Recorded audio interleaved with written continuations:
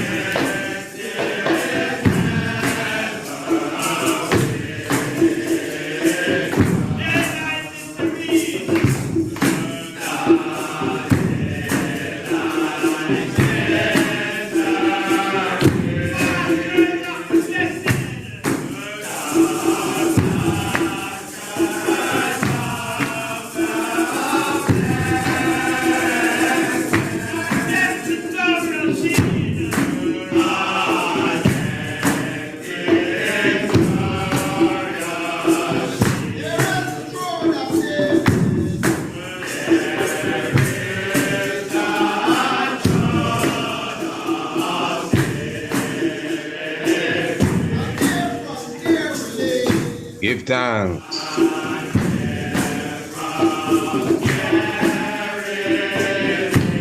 Once again saying blessed love to the royal family.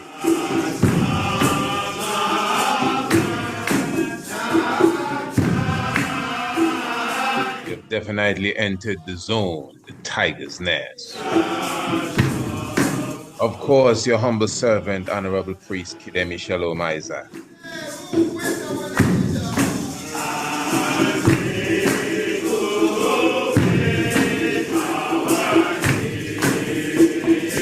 Again, we glorify the black God in flesh. And of course, this is the Tiger's Nest. Definitely here to take away all the stress. Blessed love, my Lord and Empress.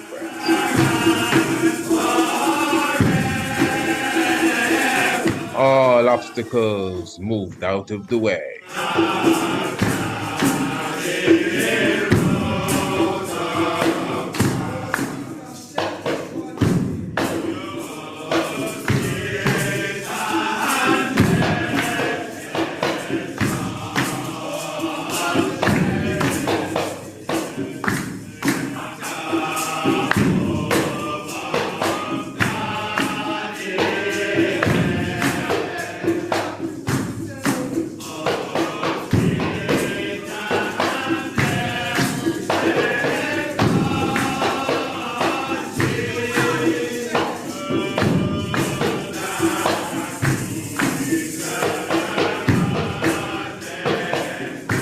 Once again, Royal Family, blessed love, give thanks for your presence with us. And of course, you would have already meditated a very special edition of the Tiger's Nest. Now, keep in mind, the Tiger's Nest is a program that comes every day to those who are members of the subscription team. And you may ask, how would I become a member of the subscription team? Well, all you got to do is email us, priestisaachinstitute@gmail.com. And of course, we will definitely take it from there. And you are ensured that you would get every edition of the Tiger's Nest. The thing is that some of the Tiger's Nest, a fraction of the Tiger's Nest, we put it in video form and we bring it to the community, whether it's on the YouTube in full or in slices on the Instagram, TikTok, or whatever have you, along with our other scheduled programs on these different platforms and networks, and then even of course as the radio station. So there are many different avenues. You can even go into the magazine and get a taste of the Tiger's Nest. So we're thankful for such a network. And again, those of you who want to be regular receivers of the Tiger's Nest, sent to your email each and every day, via the inbox, in your inbox via the email, just contact I, Priest Isaac Institute at gmail.com. And almost no sooner said than done. Yes, Royal Family, a very beautiful program we have in store. As I said a moment ago, it may seem controversial, but family, the thing is, you must understand, this is not the old people club. And no offense to anyone, really, but young ones come into this every day, young blood, young mind, intelligent ones with their degrees and their certificates and their this and that, and you may not respect these things, and they have their place, but the point is, you can't just drop any old religious talk on people today, especially those who are serious about their Afrocentricity. And of course, because we know we do have the answer, we definitely took it upon ourselves to bring it again, so those also who are seeking the truth can get a good understanding. Now you can trust your brother. We ain't here to debate this. We're not here to leave the subject worse than how we found it. No, we're here to bring a clarity. And we decided to utilize this subject as a part of the fundraising aspect as it relates to the mission to Ethiopia. So let me be clear here, Royal Family. This specific program, we want to home in on the donation packages as it relates to the mission to Ethiopia. First of all, let me ask, how many of you would have contacted me to receive the proposal, so you at least have a good idea of what the mission is? I know many of you would have heard me, and of course you listened to me explain the package for sure, but at the same time, how many of you now would have taken the time to email us, so you yourself would have received a copy of the proposal, mission to Ethiopia? For example, this is the proposal here. For those who will be looking at the video, you're looking at the mission to Ethiopia, the proposal. The thing is, fam, is that this is a business slash diplomatic venture. And within the proposal, you get a clear understanding of honestly what I don't intend to go into in no depths now, but you get a good comprehension of why this is such an important mission. Those of you who observe the works that we are doing, those of you who understand the importance of education, those of you who understand the importance of connecting diplomatically. In fact, I'm going to highlight something for you in a few moments. If that doesn't touch the spot or hit the spot, well, as they say, I don't know what else will. You heard the latest statement from Donald Trump as it relates to Ethiopia? No? You just hold on. We're going to get to that in a moment. So, family, again, remember that as it relates to the mission to Ethiopia, there are different avenues that you can be a part of this whole mission again to the motherland. Now, first of all, remember you can advertise with the upcoming edition of the Ambassador's Pen or the upcoming edition of the magazine Kidemi. And keep in mind that these magazines specifically, I will highlight specifically Kidemi, will be the magazine on display on this mission to Ethiopia and the other places on our agenda, which we just don't fully highlight at the moment, including Ghana as well as London. So you must understand, once you are a part of these magazines, specifically the next edition of Kidemi, which is going to last for quite a while, almost a year, if you understand the cycle of Kidemi and the different magazine shows that it will be put into and the different lectures and cruises and events that it will be a part of. When you get the opportunity to be in Kidemi, believe me, you are in a marketing hub. And, we're just expressing that you are also adding to the mission.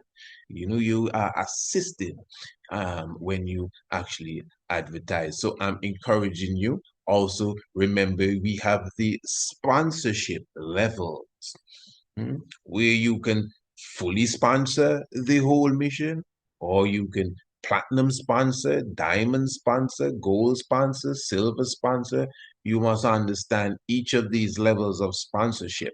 Like, for example, the full sponsorship is the full budget, $118,000. I think by now many of you are familiar with that number, $118,000. That's the budget. Even just that alone, you should want to see the proposal to see what is in this proposal that adds up to that. But simple. In fact, the budget is a bit low when you really look at what is really needed. It's a diplomatic move, something that should be sponsored by a government that has a annual budget that was passed in the parliament. That's how serious it is. You understand? Now, obviously, they're going to have delegations from different parts of CARICOM going to the African Union conference with a budget that's maybe 5 times this or 10 times this. But are they going with the agenda or even just the mindset that we have? No, no, no, no, no. I want you to understand that. And so that is why those of us who talk this talk and this and that and Thomas Sankara and all of this talk, we keep talking. Okay, so now we have on the board, on the front line, someone ready to execute the talk that we've been talking. And all you hear, for the most part, in all honesty, is crickets. But let me give thanks for even those of you who would have already gave your donation, whether it's the widow's mite or not. Give thanks for those who would have already donated, and give thanks for those who have already committed to being with us in Ethiopia, because that's another way now. You could be a part, as you just heard in the ad at the beginning, of the 3-day tour, or you could be a part of the 9-day tour as well. And all of that information is not only just in the proposal, but you can email us, You could have a Zoom one-on-one with us. Remember, we also have upcoming several videos highlighting the procedure just to come on board. So just continue to stay close to the channel. And then at the same time, workshops. It's getting hot, family. I'm encouraging everyone to come on board. So again, as you could see, for each sponsorship package, you actually have the programs, the services, the products that go with them that would actually balance off what you are paying. Then at the same time, again, you have the donation. So for those who may not want anything, those who may not want to come on what may become a vacation to you, nothing wrong with that. Those who may not want to get a sponsorship package so they can improve and advertise their business. It's up to you. Give thanks. For those who may not want to advertise in the magazine and just cool out, it's up to you. But you also have the avenue to donate, whatever it may be. So I'm very thankful again, not only with those or for those who would have donated, but for those who would have pledged their donations. There are those who already pledged that would say, brother, I don't have it right now, but I'm pledging a 500 and you'll get it by the end of July or the beginning of August or whatever the case is. I'm just giving you a clear example because honestly, with the seriousness of this mission, I cannot see anyone that is on board with what we're doing. I mean, in general, a part of the tribe, a part of the mission, that is not seeking for one way or the other to assist this mission here. Remember, we have services. How many of you have your natal chart reading? That's, I think, about $200 or less than $200 for your natal chart reading. A product that's definitely in cost less than the real value that it is, the natal chart reading. I'm telling you, all of that assists the mission. What about those of you who are a part of the course? How many of you have taken the course, the rudiments of ancient astronomy? All of this is a part of the mission as well. So again, there are many different avenues. This is the crown head, we're talking. We're talking about African Union, CARICOM, Summit. What's the agenda? You get me, family.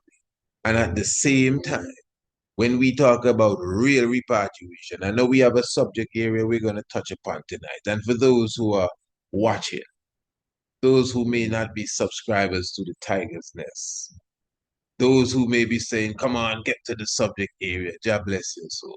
No, we don't do it like that here. I'm very sorry. No, this is the Tiger's Nest. This ain't the quickie show here. Our brothers and sisters that subscribe and literally pay for this, even though it's very minimal, but they still do pay. They're here to full joy this. They want every drop. They don't want, in fact, when you're done, they like to say, man, you're finished already. The program too short.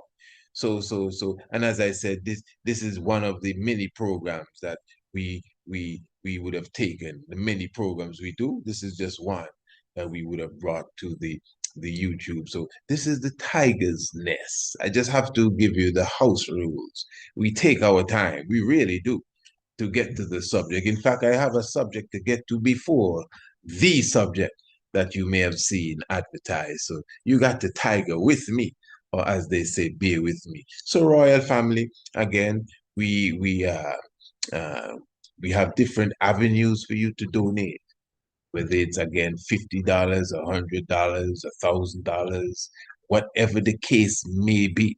You can donate the full budget of $118,000 to. Come on, this ain't no joke. I have billionaires watching me. I have millionaires watching me. Come on. So it's not maybe those of us who are living paycheck to paycheck and hand to mouth and trying to make ends meet and all of that stuff.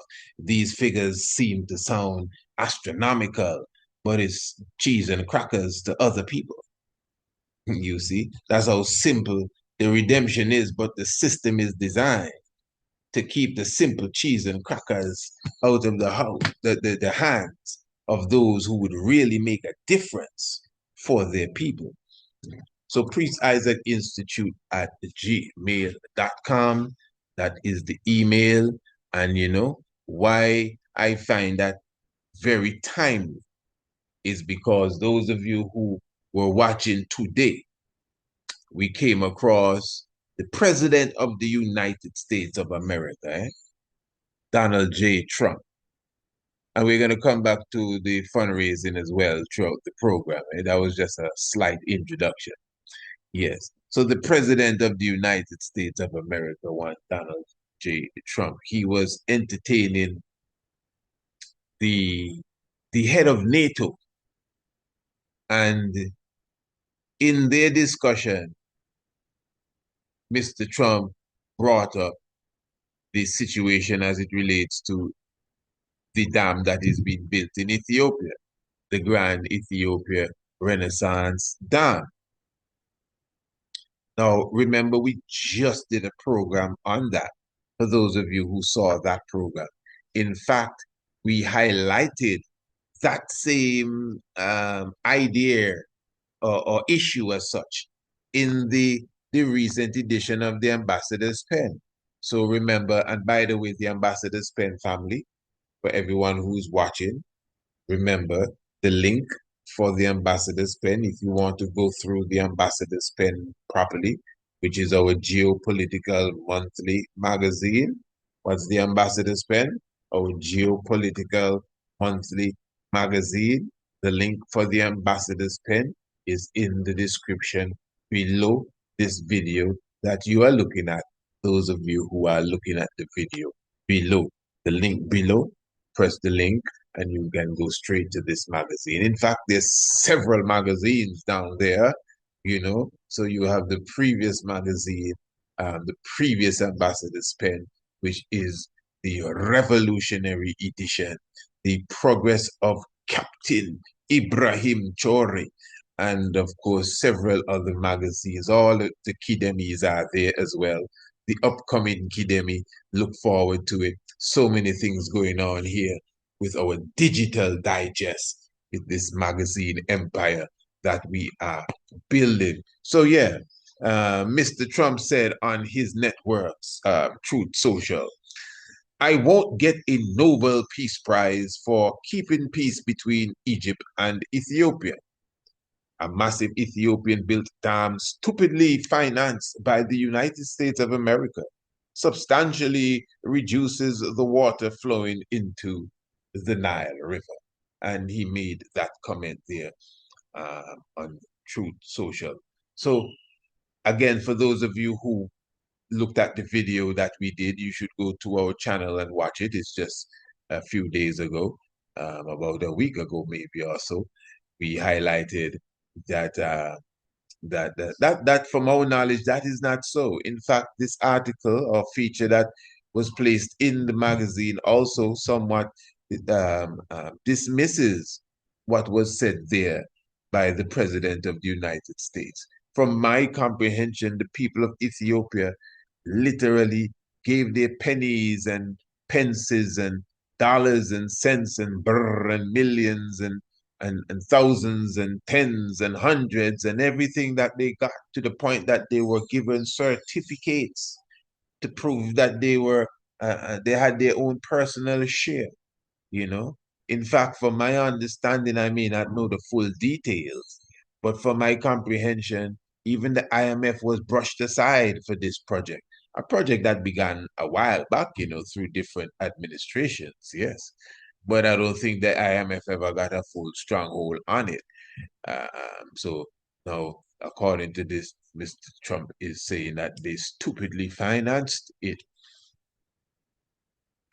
But what he said now, what I heard today, when he spoke of that, he spoke of it in terms of we may have, or he thinks, or he believes. So let us listen to that. And what's interesting too, what he was really highlighting is something that we wrote about in basically the first edition of the Ambassador's Pen, the forerunner edition, we call it, of the Ambassador's Pen. Peace in the Horn of Africa. I want you to follow this good. This is very important. Peace in the Horn of Africa.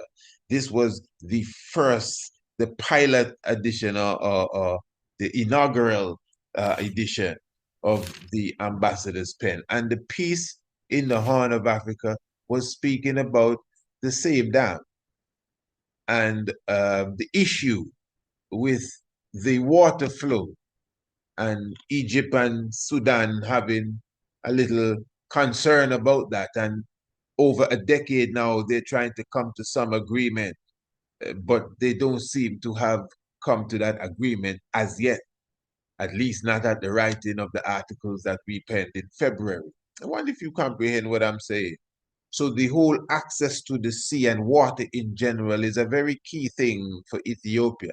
Ethiopia sees itself being choked off because of the lack of access to the sea.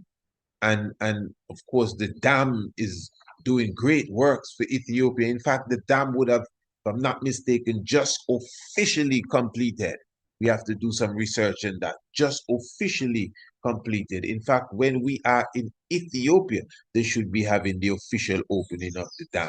Um, I don't think it's a part of our event of things to do, but that doesn't mean it cannot happen, you know, especially on a personal level. But again, so this is very important, you know. This is very important.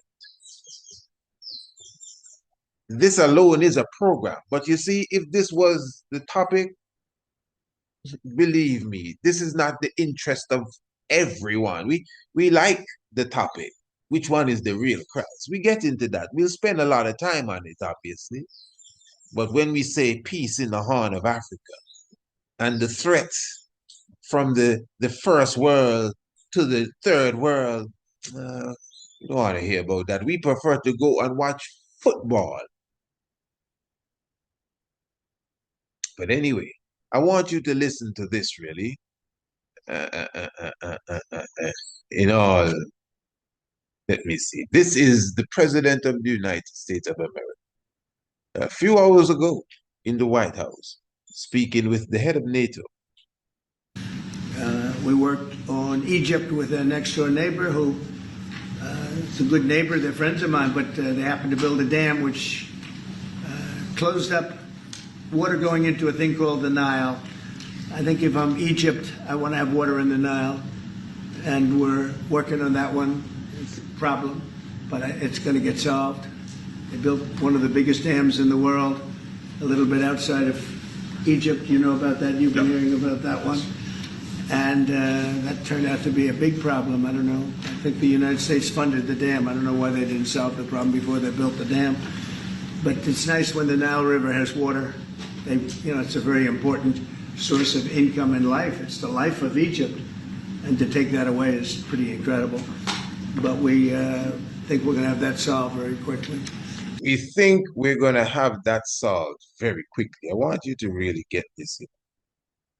And I'm not here to try to, you know, be the harbinger of gloom and doom. In fact, I'm not the harbinger of nothing here. He is the one that said it. We're going to have that solved very, very quickly. He never even mentioned the name of the country, you know. He just said that Egypt, you know, paraphrasing now, the country Egypt, you know, uh, having a little issue with one of her neighbors.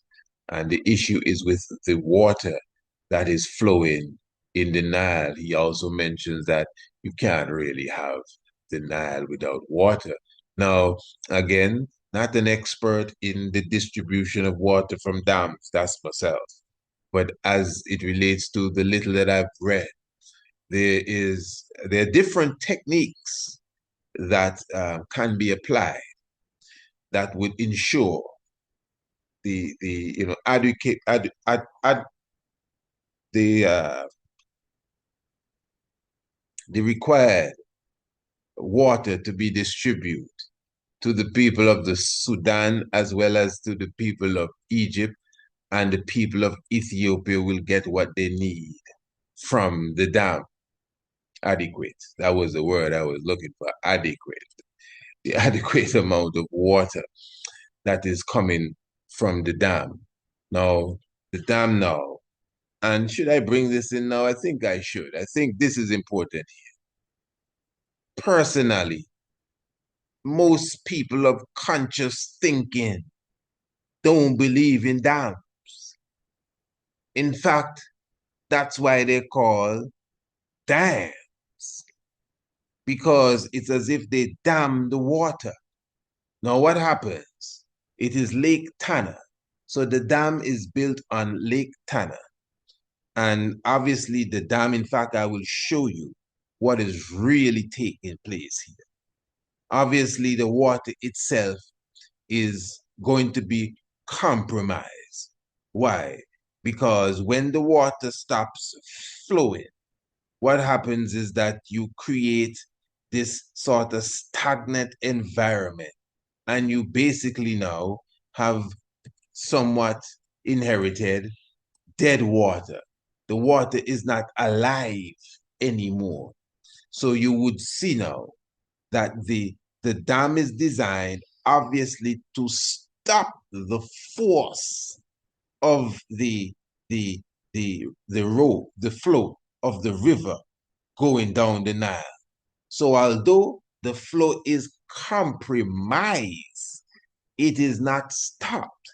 But the fact that it is compromised obviously is going to affect the level of the water down the Nile.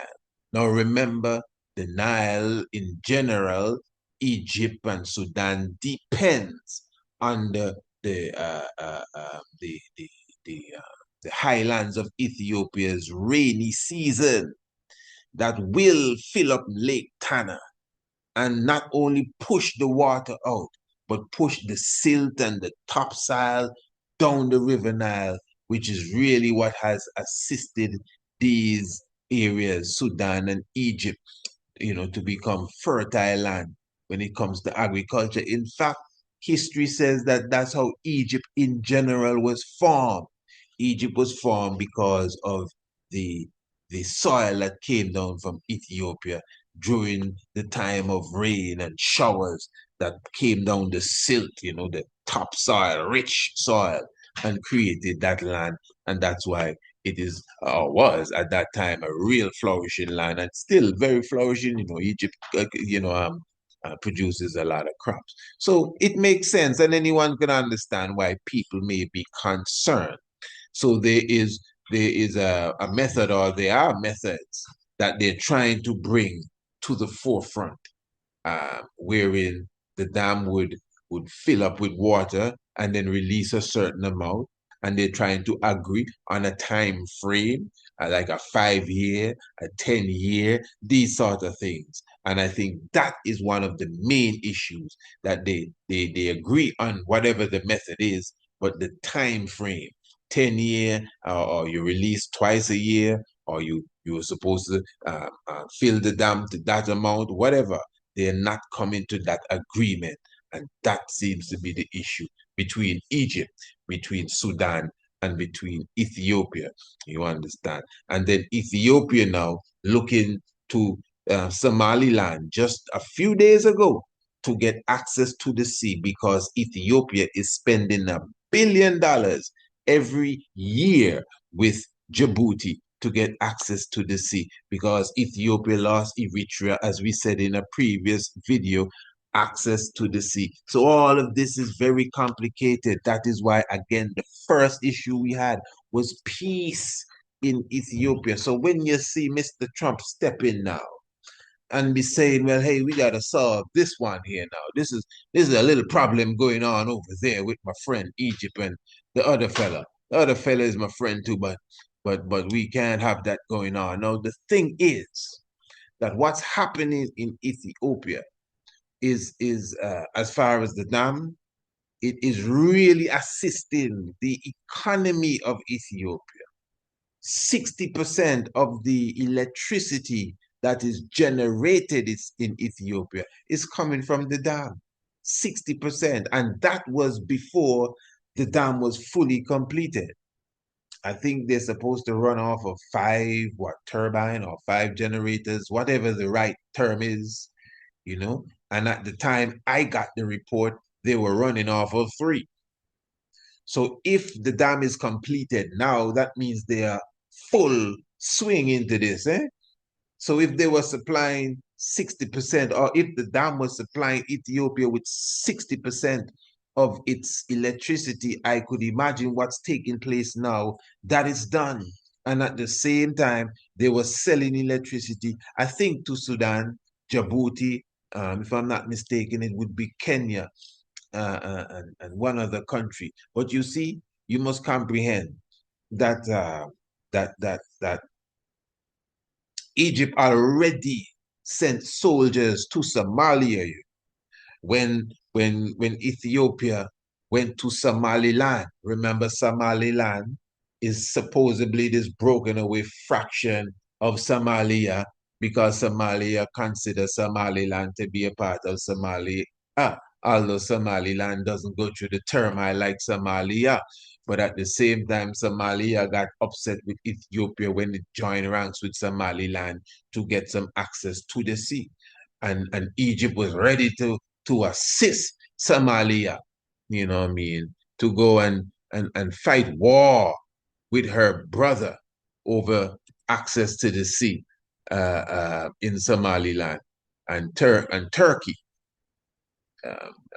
supposedly came in and brought peace, and had the brothers shaking hands. And they met and got very chummy since then, and all things bright and beautiful. So, I know it's a lot, but at least I'm giving you an idea of why the statement that the president of the United States would have made, should not be just taken so simply and just, oh, we're gonna stop this. What are you gonna stop and do? Because what he said, he said that his main weapon is tariffs. He's gonna drop a tariff bomb on you. His main weapon is trade. You understand? He's gonna hit you with business. Apparently, this is how he stops all his wars. He if you don't do what he says, well, we're not gonna either trade with you, or we're gonna rise this stuff 50%, or Russia, you have 50 days, or you're going up 100%, or this other fella down the road, this fella up here, whatever the case is, this is how he believes is going to get solved. So apparently, he is uh, uh, going to make some decision, I believe, as it relates to Ethiopia and whatever business is being done between him, the USA, and Ethiopia to to I don't know what he expects Ethiopia to do about the dam that they would have just opened officially, billions of dollars here,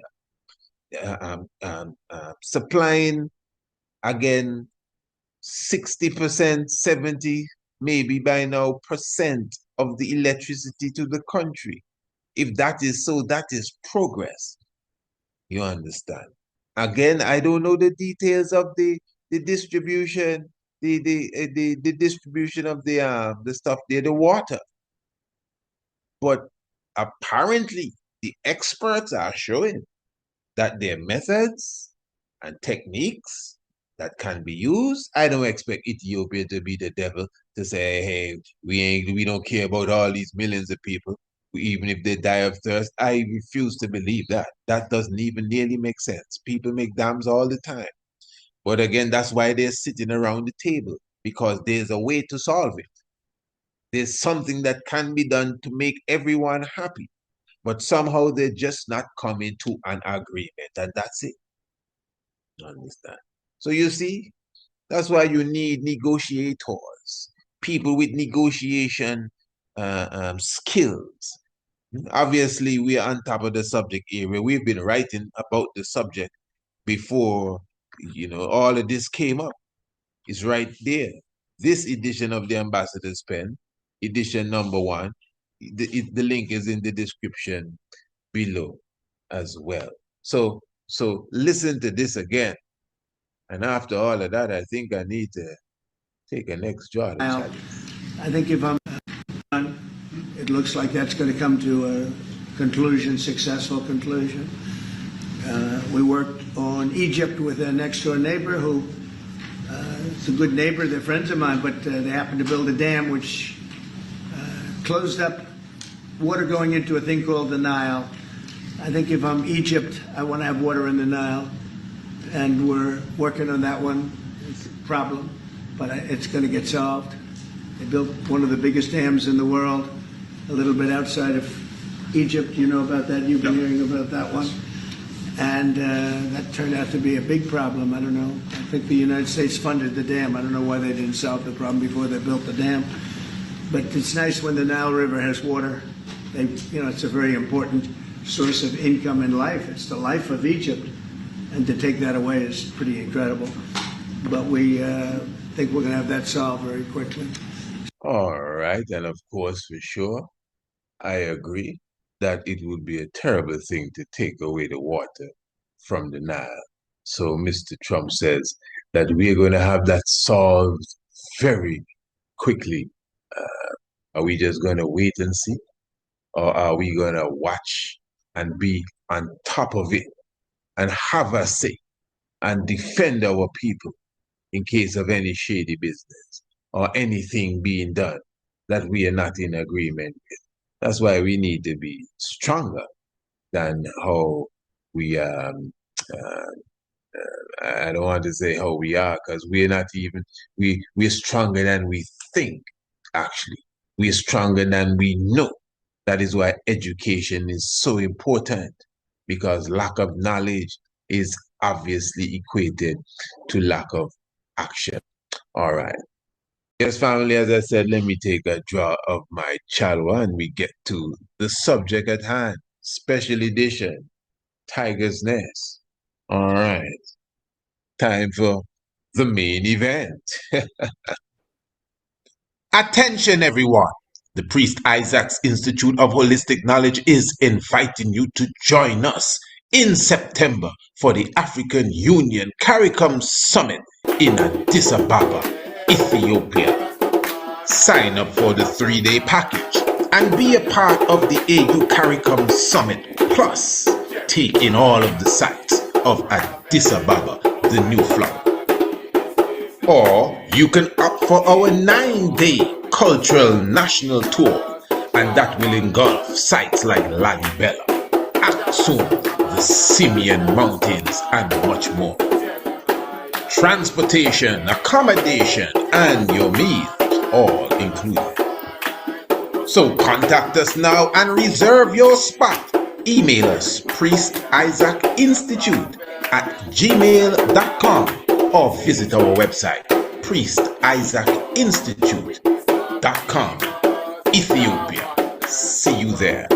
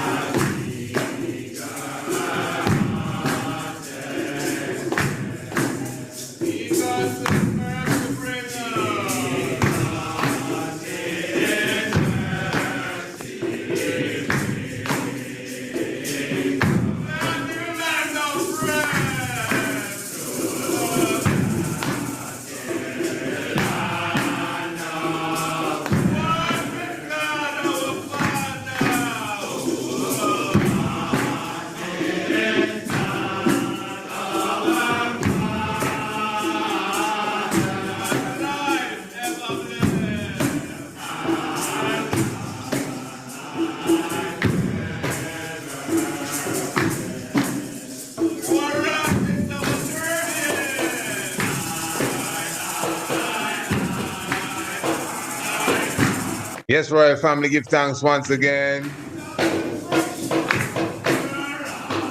Tiger's Nest, full effect. Give thanks for the sativa and the sattva, the spirit of the plant.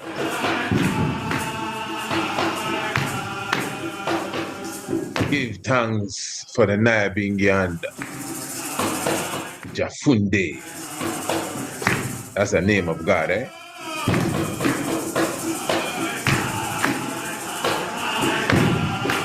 So yes, royal family, once again, give thanks for your presence with us.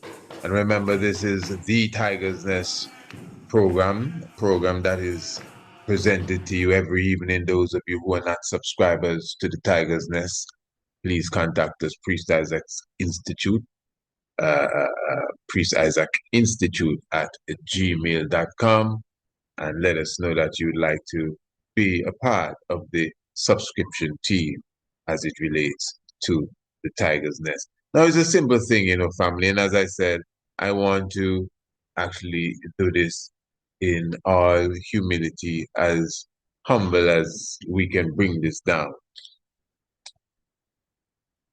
Now, that question that was asked, and many ones asked, and I would have heard this asked over the years. Maybe at one point I would have asked it too. So who really is the Christ? We didn't place that on the title as such, but because as I said, this is being done with full respect. Anything that has to do with the Almighty, this is not a mockery. This is reality. Who is the Christ? And you see, the question now is not just to identify the true order or to identify the true Messiah as such. This question here has a root in the order of the Bobo Shanti, wherein the Bobo Shanti order highlights the Honorable King Emmanuel Charles Edwards, Prince Emmanuel, Bongo Eddie, as the Christ, as the Black Christ specifically. Now it sounds real nice, real enticing too, especially as the king has the Christ image, not just the dreadlocks, but just the robe and the turban and the full vibes, the rod and the whole thing and the Sabbath thing. And wow, yes, Christ is amongst us. Okay, all right. But what about Haile Selassie the first? I mean, you can't tell me that we are going to disqualify Haile Selassie. That don't even nearly make no sense. Of course it doesn't make any sense. There's no King Emmanuel without any Haile Selassie. I don't care what nobody say, because I know they have some different angles to this. Now, you see, this has gone even beyond Bobo Shanti and Naya Bingi and all of that. No, man, this is different. The outlook is different today than when I just held on to Rastafari. Yeah, man, when I held on to Rastafari, you get different fire for saying King Emmanuel, for even looking like King Emmanuel, for trying to come with too much King Emmanuel gesture and blessed love and empress this and that. Fire. No blessed love. Heal up. Fire. Daughters, empress thing. I want empress. Fire. Yeah, I'm telling you, I live it. Not asking anyone. I live it. And I live it at a time when it was me alone in that fire. Yeah, man, I can write the books. In fact, the books are being written. So I'm just giving you an idea of the living history there. Not just something we read about. The living history. When the concept of Bobo Shanti was not really accepted, at least not in my corners. And we know, although Prince Emmanuel himself as a man would have his respect amongst his peers as such, but when the theology rose up and prophet, priest, and king, it became like a we can't hang with that one there. Now, I live to see. In this time, I hardly meet anyone that tried to burn any fire or tried to scorn Prince Emmanuel.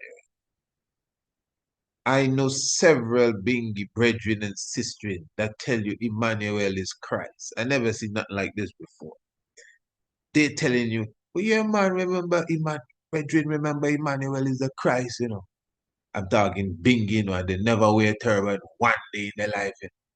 The man down in the market selling cucumber and Sabbath, you know, and mango, buckets of mango selling, and the man with the, yeah, my Lord, oh, give thanks, my Lord. And when you get in any high reasoning, Brethren, no, my Lord, is Emmanuel is our Christ, you know.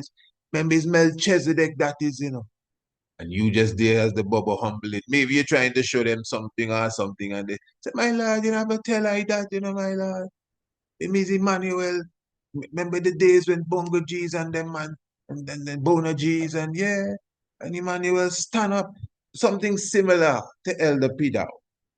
Something very similar to Elder Pidao. You hear me speak about Elder Pidao, you young ones. Elder Pidao is one of our elders, you know, ancient ones, you know, renowned for his intellect and his if you want to say foresightedness as a diplomat too, Elder Pidal, and respected very much in the realms of Rastafari.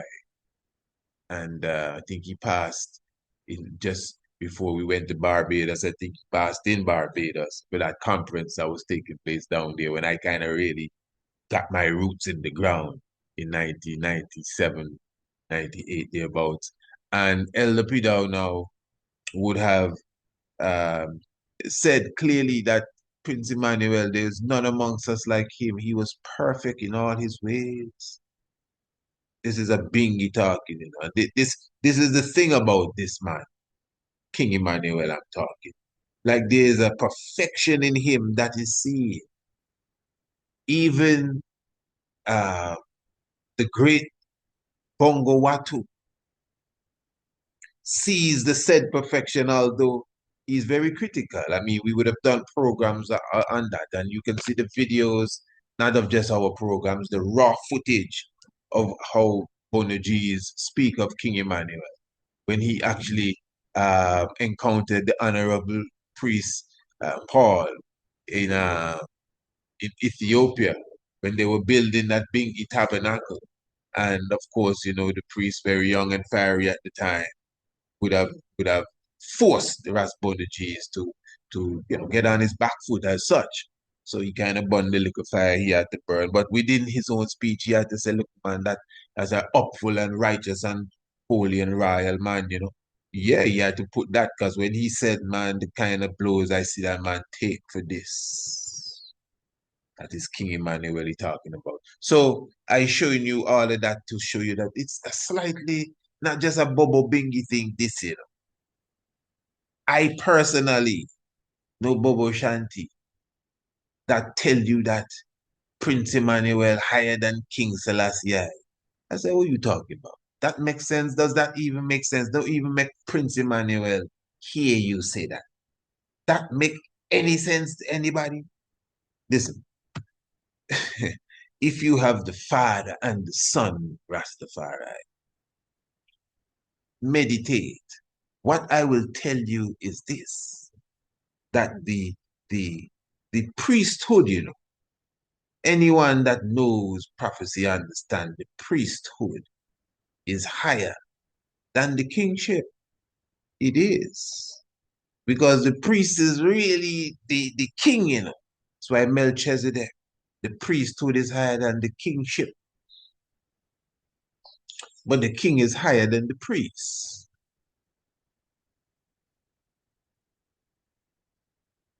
One will tell you, oh, Haile Selassie, true Emmanuel had locks and Haile Selassie never had locks. With me, Haile Selassie never had locks. So what Haile Selassie have now? When last you see Haile Selassie, yeah? Disbeliever. You can see when people give up. Haile Selassie never had locks. When last you see Haile Selassie? Are you one of those that think he dead too?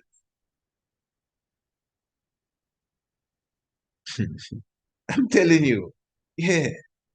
Now, what I want to do, royal family, before I go to the depths, and let me say here, because again, even amongst those who are not of the fold of Bobo Shanti, they will tell you Haile Selassie is not the Christ. Haile Selassie is the Almighty, which is the next conversation again by itself. You see, this is where the issue more than anything else is. Within the Bible, it speaks about a figure that the world referred to as Jesus Christ. Follow me. Good. And most of the writings of this individual is seen in 4 books. This is very important. This is almost like the pivotal point of the whole program. In these 4 books, Matthew, Mark, Luke, and John, you have the story of this individual that we will call the Christ.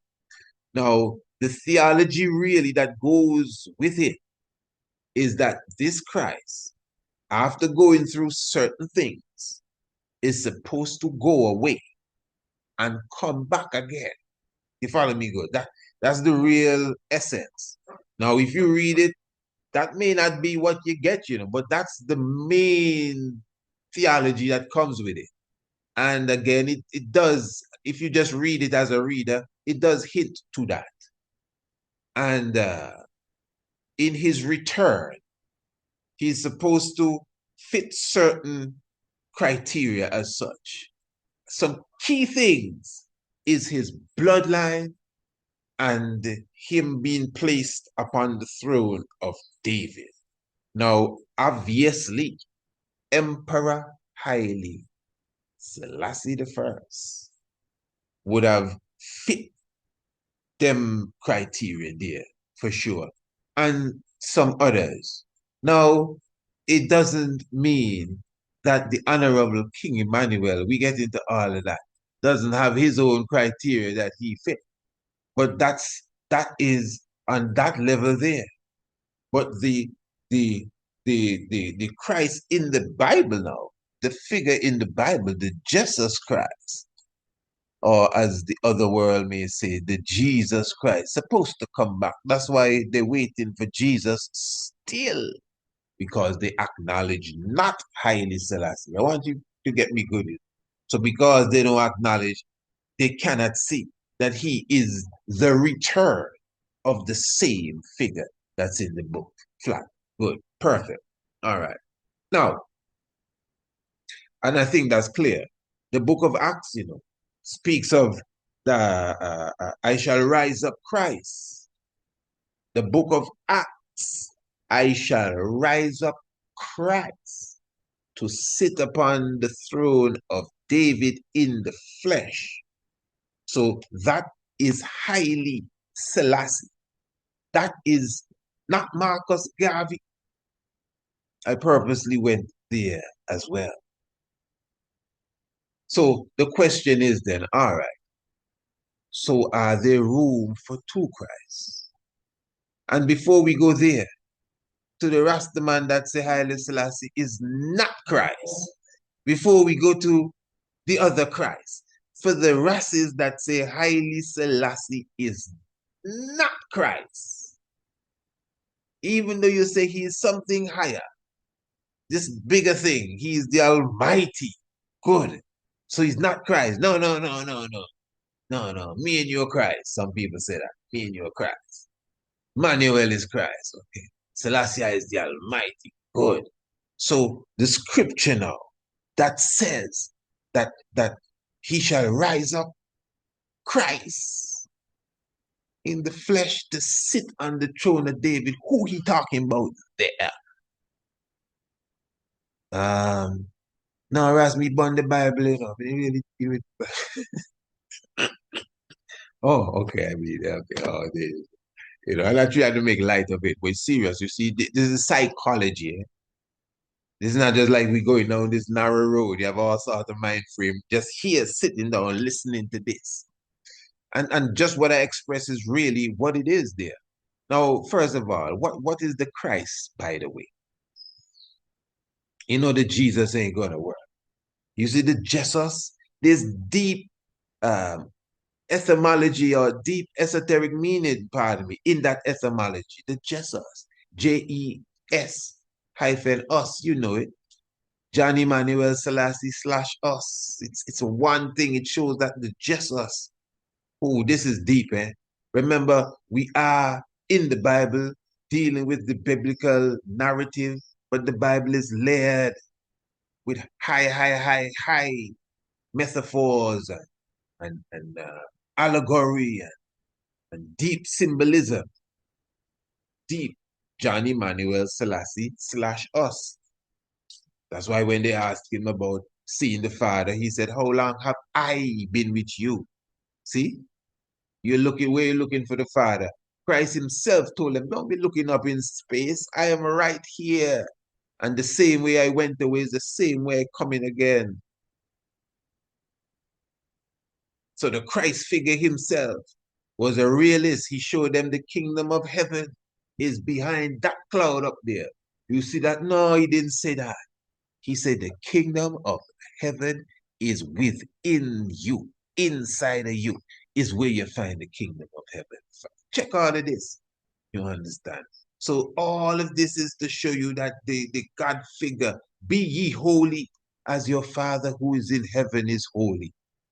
Be ye perfect. So they say nobody can be perfect. Well, Christ says that be ye perfect as your Father, which is in Zion, the Holy One of Israel, is perfect. So why all of these marching orders and we can't get the work done? What is it? A suicidal mission? The master said, be ye perfect. All right, sir. But nobody can be perfect, you know. So why tell me, be ye holy? Like my Father which is in Zion is holy, and nobody can be holy because the Father which is in Zion dwell in you.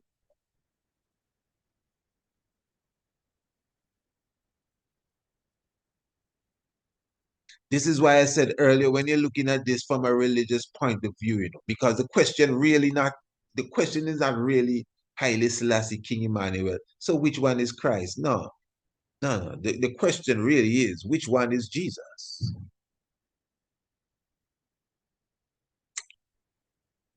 What is Christ? Yeah, and I meant that, Jesus, because you see, we're looking, even if you say Jesus, we're looking at it from a very Eurocentric Christian mind frame. That's the point I'm making. So these questions gonna always come up because wait, if this is the one, how this is the one? And no, he's not Christ, he's the Almighty, and this is the Christ, but what are you talking about? What does Christ mean? It comes from the term the charis. Just the other evening, we taken in Ivan Van Sertima when he said that to us.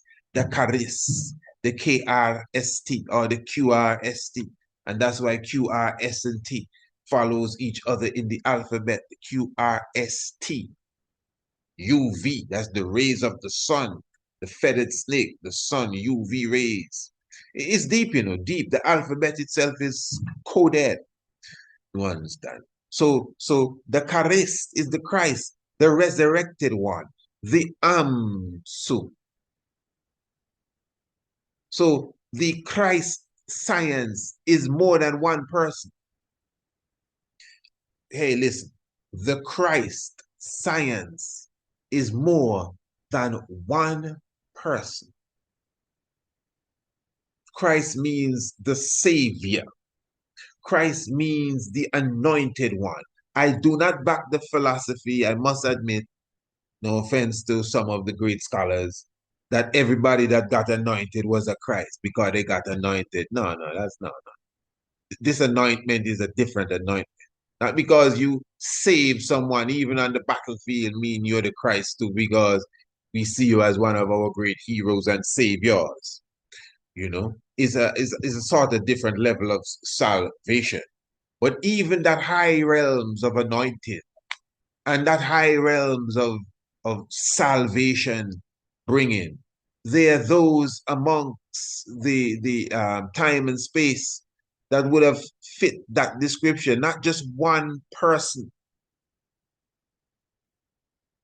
or even in just one per dispensation, neither. It even goes deeper than that. And I want to take the time to prove that right now. We're going to just utilize the scripture for the moment and then branch off into some what I consider deeper levels to look at this. Now, when we observe the Bible, it talks about, again, the Christ figure. It talks about saviors, etc. I want to just read some scriptures here quickly. This is the book of Nehemiah.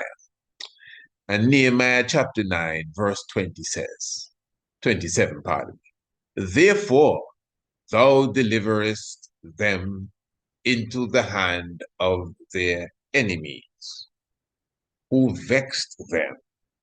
And in the time of their trouble, when they cried unto thee, thou heardest them from heaven, and according to thy manifold mercies, thou gavest them saviors, wilderness, who saved them out of the hand of their enemies. Okay, fair enough. Let's check another uh, subject area here. Now, what I'm trying to bring to your forefront of the mind, family. Again, as I said at the beginning, we're not here trying to convince no one. I'm not even going to, I'm not trying one iota to prove that Prince Emmanuel is the Christ or a Christ or anything like that. I doubt I would even go anywhere close to that in this program here. No, no. What I'm bringing is a psychological outlook at the concept of the Christ, not the Jesus Christ narrowed down if it's he, and all. That's why the Messiah said, man, if somebody come and be saying, oh, look, Christ is over here, Christ is over there, don't get too lost with that. Because the Christ concept is an obvious concept. That is why the races don't even argue anymore. Man going to Bingy, red tongue down, locks flying. Man say, yes, I, holy Emmanuel, I, Selassie, I, Jah, Rastafari, yes, Bobo, Prince Emmanuel, and they gone Bingy. Times have changed. You understand? Times have changed. I just want to show you something here. The book of Matthew, chapter 3, verse 13, verse 17. You know, here in Antigua, the Bingy woman, the woman that go nigh a Bingy. Maybe not the man. Well, a few brethren, but the woman them that go nigh a Bingy come Sabbath service for the Bobo Shandy. Them is some Bobo Bingy woman in Antigua. And I know there are other places where you have that. Because the woman them just come to praise far, right? Yeah, but anyway. Then cometh Jesus from Galilee to Jordan unto John to be baptized of him. But John forbade him, saying, I have need to be baptized of thee, and comest thou to me? Remember, John already said, somebody coming, I can't even, loose his shoelace in the latch of his sandals. And Jesus answering said unto John, suffer it to be so now, for thus it becometh us to fulfill all righteousness. Then he suffered him. I know the term suffer sound like somebody in pain or something, but that's not necessarily what it means there. He allowed him. He made it possible. What it was that the John, of course, John is a holy being. You understand? In fact, if you read the scripture, if it wasn't for the Christ figure, John would have passed for the Christ. I wonder if you get me good. And the Christ himself is showing John that it becometh us, like me and you. It becometh us to fulfill all righteousness. Look it right there, verse 15. So in other words, yeah, give thanks for bigging me up. But for us to get this, for this work to be done, is me and you. I need you, us. No, I can't do, John, brother, it's not gonna work without you. Us. Man, you read it for yourself. It becomes us. And I'm saying that, so you're saying John is a Christ. Although that's not what I'm saying. I just explained that to you. The essence of who John the baptizer was, because I don't think he was a Baptist. He wasn't a Baptist, he wasn't a Pentecost, he wasn't an Anglican, but he was a baptizer. You understand? He is a Christ figure of his time. Moses is a Christ figure. Who are you talking about? Ezra. So Melchizedek. Melchizedek is not a Christ figure. What about when God met Abraham in the plains of Mamre? God came as a human being and sat and ate food. He had to have been a Christ just to do that. What's a Christ, Rasta? Christ is God in flesh. Any God in flesh, the Almighty, or the second to the Almighty, or the third to the Almighty. Once you are God in flesh, you are a Christ. You actually can't get away from that. Now you are thinking of a different occupation of a different Christ for a different time. But the concept of the charis is the concept of the feathered snake. That's why you see the halo behind the head of John the Baptist. That's why you see the halo behind the head of the Christ, because the halo represents not just the light of life and the sun, but the concept of the 11-year sunspot cycle and the greater sunspot cycle, which is the feathered snake, the Quetzalcoatl. That this is serious. That's why in ancient Kemet, they would have had the sun on top of the head of the Heru and these different ones. So the charis is the symbol or the represents the Christ, the resurrected one. And it doesn't mean somebody that just dies and come back to life. Yes, that may be how your legend is expressed. For Samuel died and come back to life. With Samuel in the Bible. That's the Christ again. How Samuel died and come back to life. Yeah, man, read the book properly. In fact, let me ask you, who wrote Second Samuel? Huh? Who wrote Second Samuel? What do you mean? Who wrote Second Samuel? Oh, look, Ras, come on. You were sounding intelligent all the time, you know. Don't give me no foolishness now. Of course, Samuel wrote Second Samuel. Why you ask? Well, I asked because Samuel died in First Samuel. Oh, in fact, I can carry you to the page and the chapter and verse when it says, "And Samuel died, and afterwards, and what? And afterwards." Yeah. But there's a part in Samuel where he resurrected. He didn't really resurrect, you know. The witch called him up from the earth. Now, you see, you can take your time to break down all of them science there. But what we know is Samuel came back and spoke to people. Saul even had to fall on his face because of the presence of Samuel. Just think about that. And if you're going to say, that don't mean he was resurrected, who wrote Second Samuel? Give me a good answer. You understand?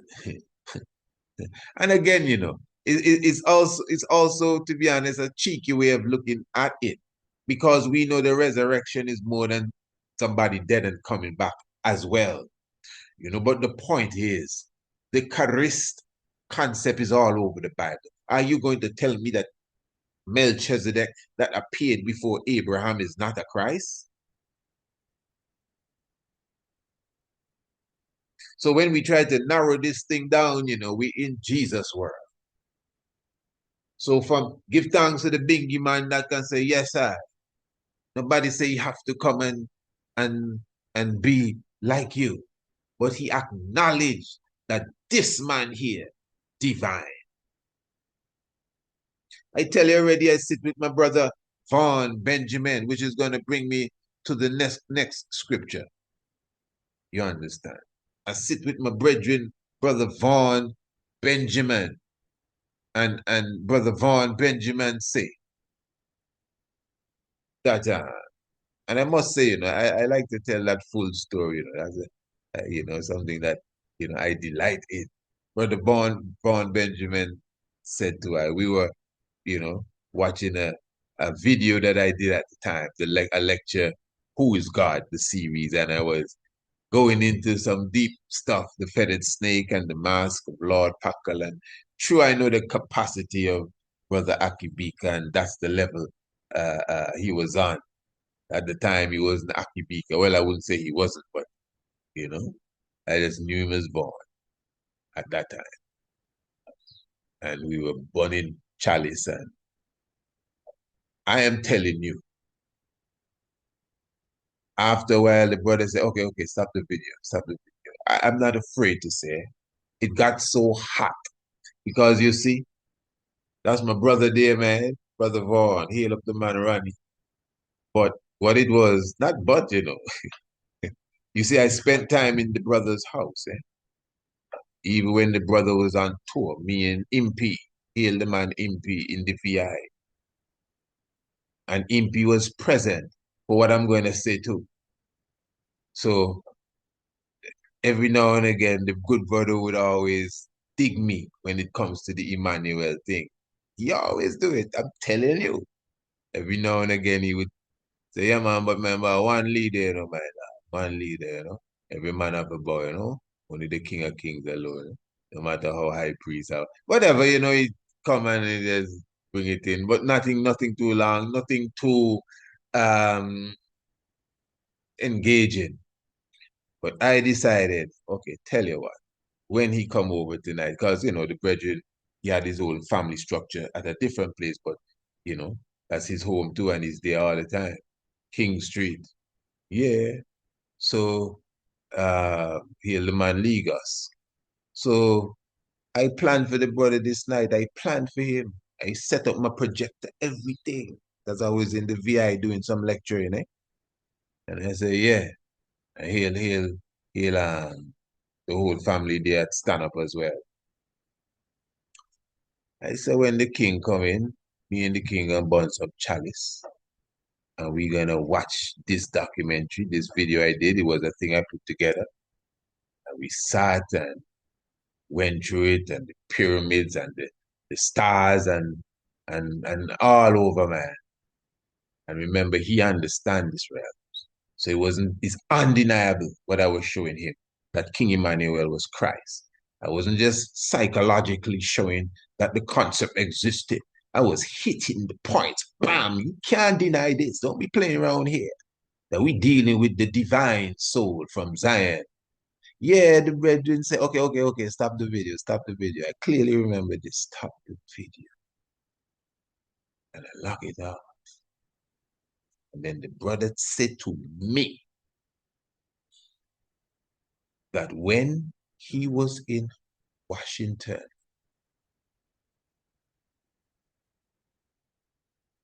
he saw a video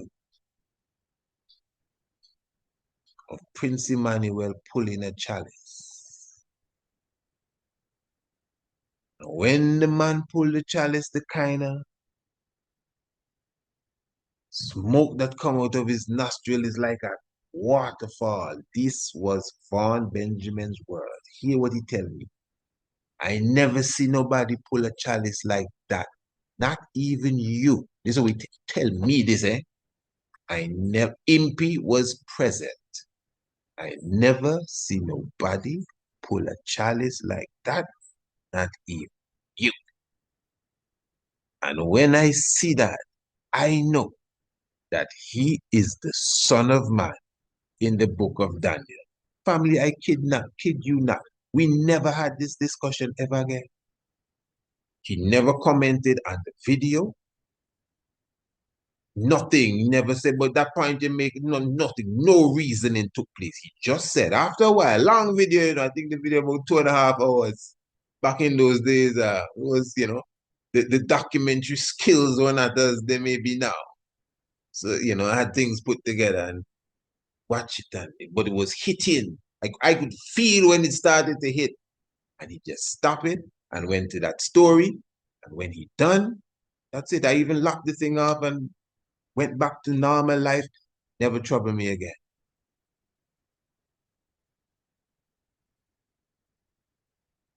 Not that it was troubling, but I mean, yeah, it was a real intense thing to man. Sweat. I was with the master there, man. Yeah.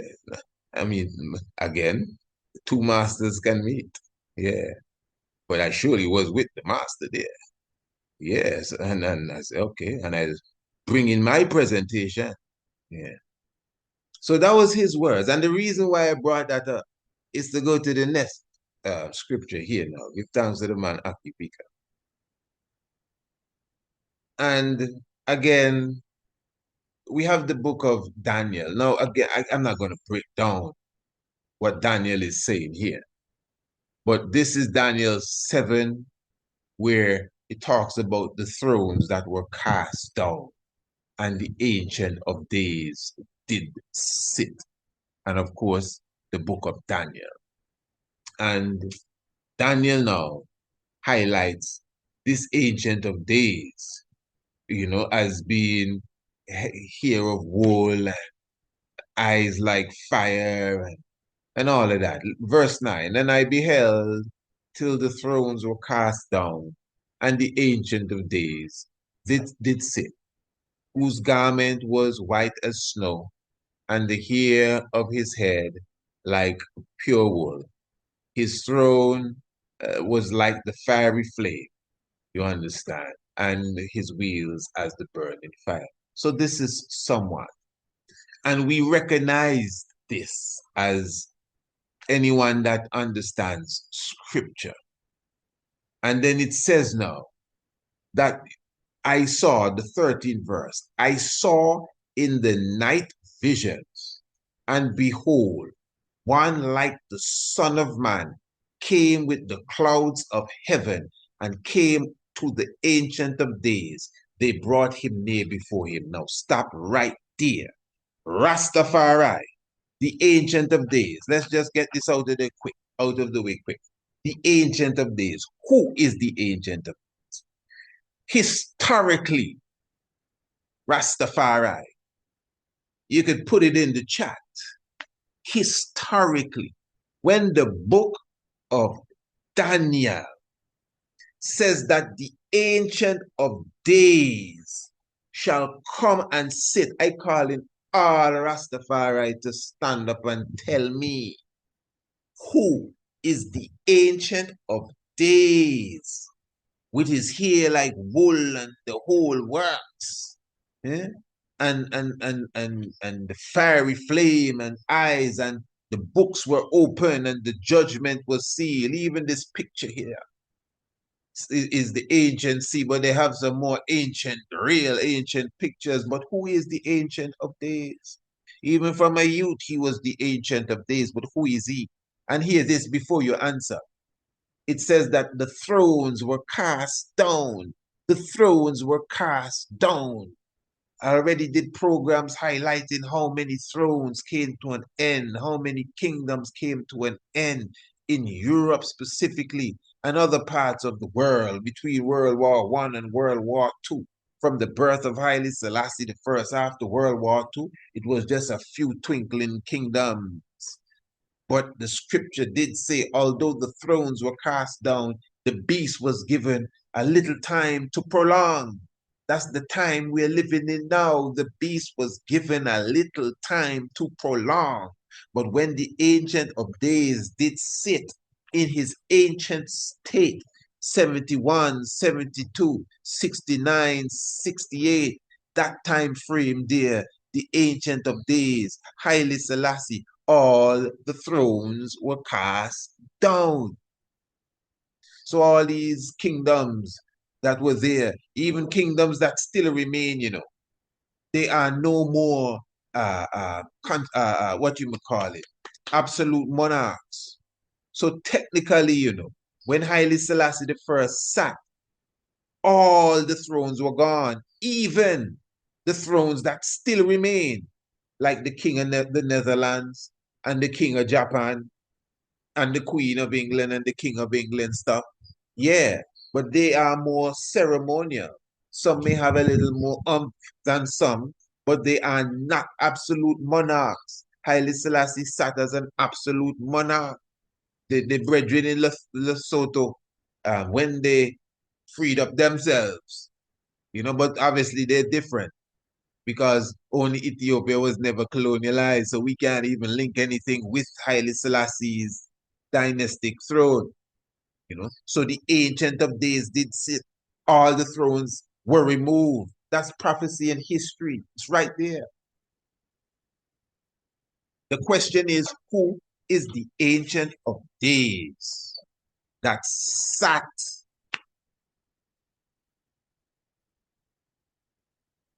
and the books were open? Who is he? Is it Menelik II? Is it Rasmokenen? No disrespect, It's not like, is it me? Is it you?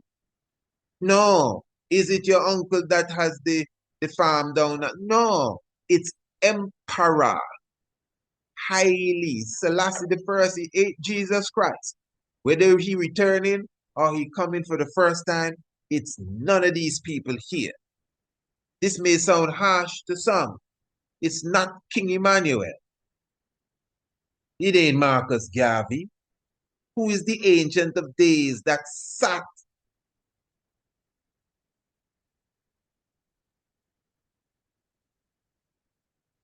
and the books were open and the judgment was sealed? Come on, you can't put nobody else there. Nobody else. Nobody else. Nobody else. But Haile Selassie the First. No one else. No Menelik. No one else. Who? Adam? Nobody. Moses? No one. Nobody. Zeus? Elohim? Listen, Emperor Haile Selassie. Let's not confuse it now. Let's be clear who we're talking about. Born in Ethiopia, 1892, the 23rd of July. He is the Ancient of Days of the prophecy of Daniel. And it may sound like I'm belaboring the point. I am for specific reasons, so we can address these subjects with intelligence and not with religion. All right, good. But the Bible is a religious book if you want it to be. Good. Now, let's continue. Verse 13 says, and I saw in the night vision, and behold, one like the Son of Man came with the clouds of heaven and came to the Ancient of Days, and they brought him near before him. All right. So there's someone else now. The Son of Man, one like the Son of Man. Now, the Son of Man is another terminology for Christ. I'm sure we all agree with this.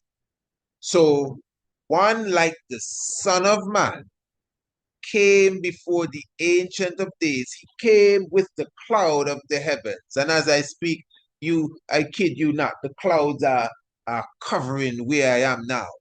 You understand? Give thanks for even my biological father, Papa, my biological daddy as such, Today would have made him 100 years of age. He's in the ranks with those who, like Idi Amin, 100 years this year, 2025. Malcolm X, 100 years this year, 2025. Frantz Fanon, 100 years this year, 2025. And who's the other great mighty one again? There's another great, Patrice Lumumba, 100 years this year, 2025. So we're in the pack of some serious ones. And as I said, even as I read the scriptures, some thick clouds and heavy winds are coming down. So we accept the presence of the ancestors with us, King Emmanuel, Selassie, Jah, Rastafari. So,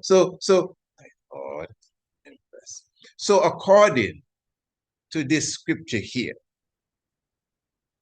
It is saying, let me be clear, we already acknowledge who the Ancient of Days is, right? Haile Selassie. All right. Then it says, one like the Son of Man came to the Ancient of Days. Well, it says, like the Son of Man. Hey, listen, you don't even know what I'm going to ask. I'm not here to try to prove no religious doctrine. I just want to ask a question. Is that Son of Man, or one like the Son of Man, is that Haile Selassie as well? Or is it somebody else? That's all I'm asking. I just want to know. Because this person, like the Son of Man, let's get back to him, the like the Son of Man character. He's not the Son of Man. Yeah, come on, man. That's Christ himself.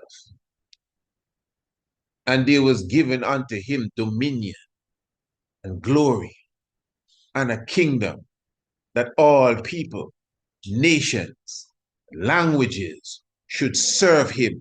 His dominion is an ever-living dominion. It says everlasting, but so we read it. It's an ever-living dominion, which shall not pass away, and his kingdom, which shall not be destroyed. And if he's like the Son of Man, imagine when the Son of Man himself comes. That's Christ, Ras. The man that came before the Ancient of Days is Christ.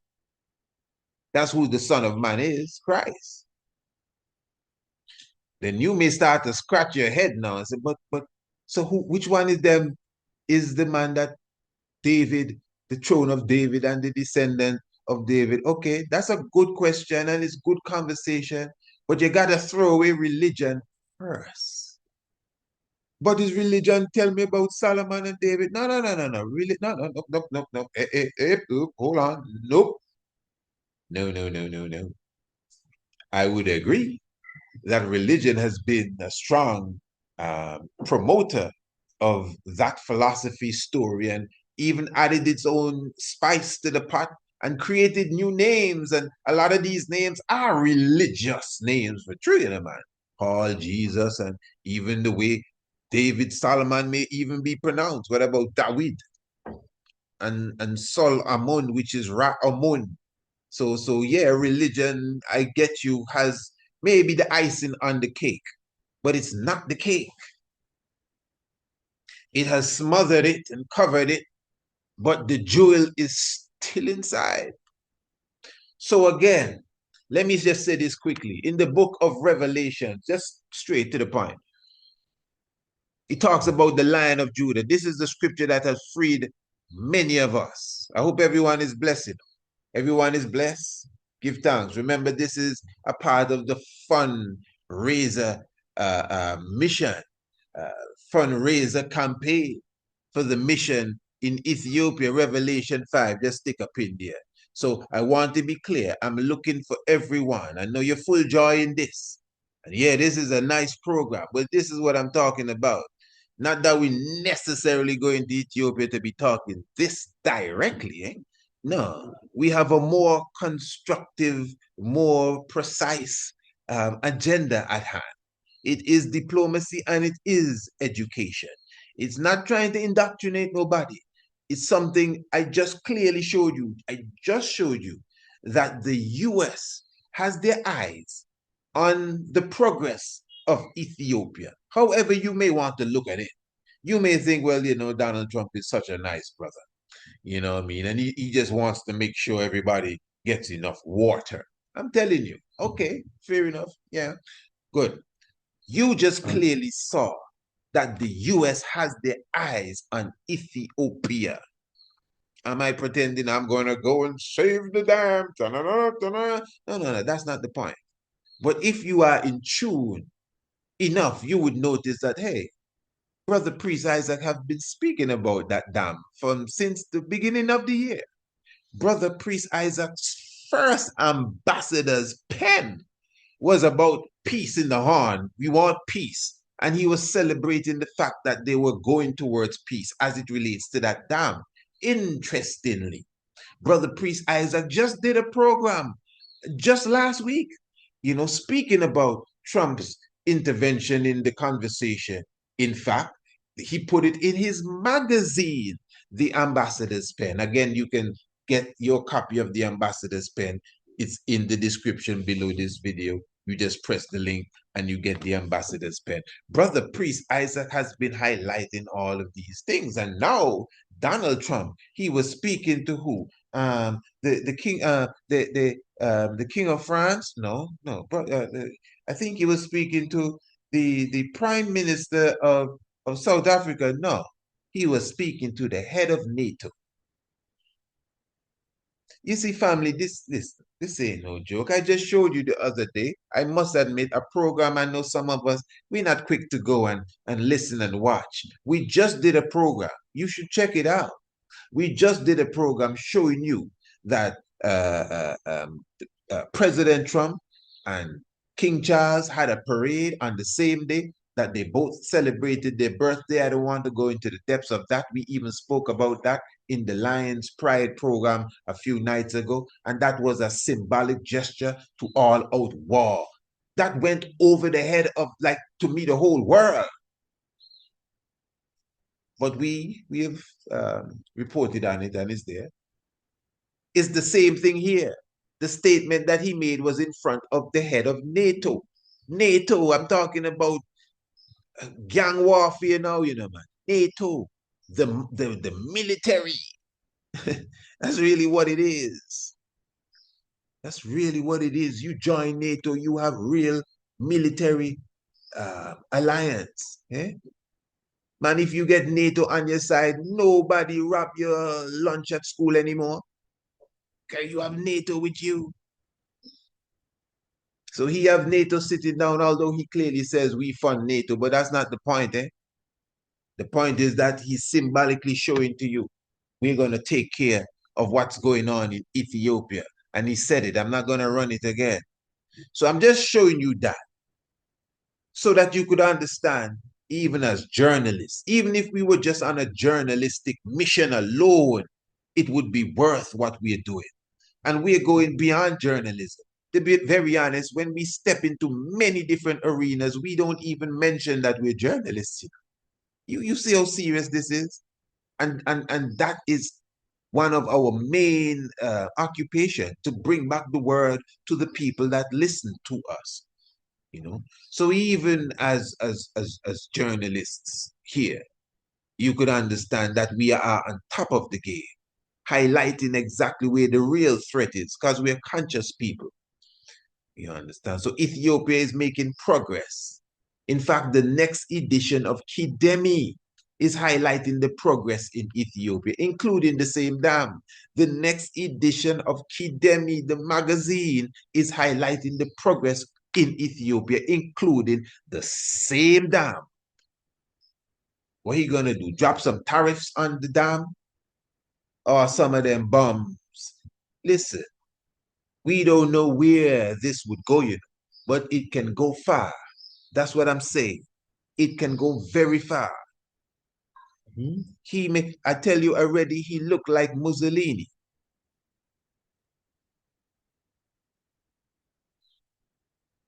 And he may be the reason why Ethiopians put away their ethnic foolishness and unite. That's why sometimes you don't hot up yourself when things appear not to go in your favor, because you will be surprised that Mussolini tried to invade again. And like all the other times, we put away, because every time these fellas tried to trouble us, we were at war with each other. We were bickering. Every time these fellas come in, we were bickering. And because of their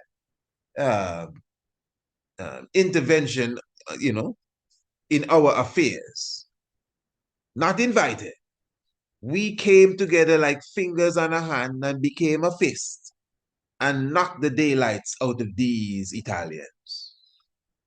So that may be the uniting force for us in Ethiopia if we are wise enough. But again, speaking of being wise, you have to consider that imagine you are a general and talking about your battle plans on YouTube and on Instagram and on, even on WhatsApp. It's still a danger zone. That is why you have to be able to speak the battle plan and still reserve the battle plan and be wise with what you say and still be wise with what you don't say. But anyway, again, family, for those who may be just coming in, I am encouraging you to email us, priestisaacinstitute@gmail.com.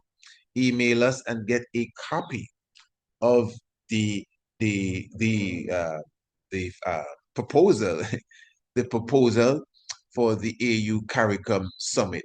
And remember, family, I am more than anything promoting the donation packages available. You can donate $50, family. $50. Let's just be clear here.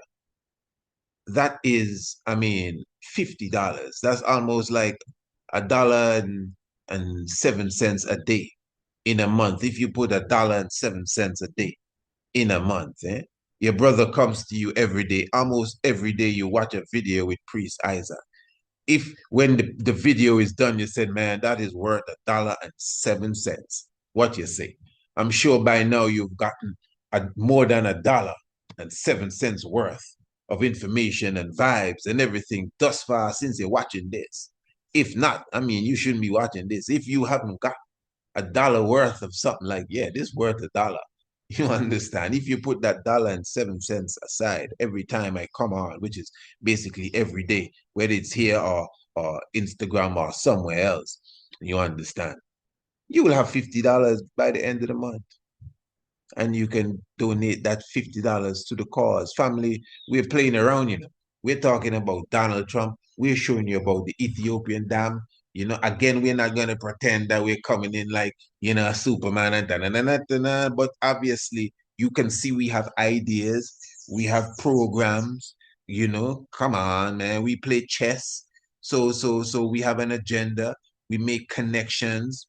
This can go deeper. We're going to literally open the door and have a press conference with those who are coming with us. But outside of that, I'm trying to show you that the importance of the mission, you understand, at this time, especially at this stage in our lives as a people, this is something that we should really be paying attention to. So again, I'm encouraging anyone, again, when you look at the fullness of it, let's just say, now the budget for this is $118,000 as a people. And I'm not speaking of me now, just in general, as a people. We see a project and a mission that is, we know that this is going to benefit us. Many of you listening, yeah, man, this is going to benefit us. I don't really fully get it. I don't even ask him for the proposal yet, but this is going to benefit us. We supposed to be able to, $118,000. 1,000 people put $118 each. Just think of that. You see how simple it is? 1,000 people put in $118. Instead of one person put in 118,000, 1,000 people put in $118. Now, 118 people can put $1,000, but we have more than 118 people in our community, in our society, in our religion, in Rastafari, in the conscious this, in the Yes I group, and also we have thousands of people. And if 2,000 put half of whatever 118 is, that's like $59.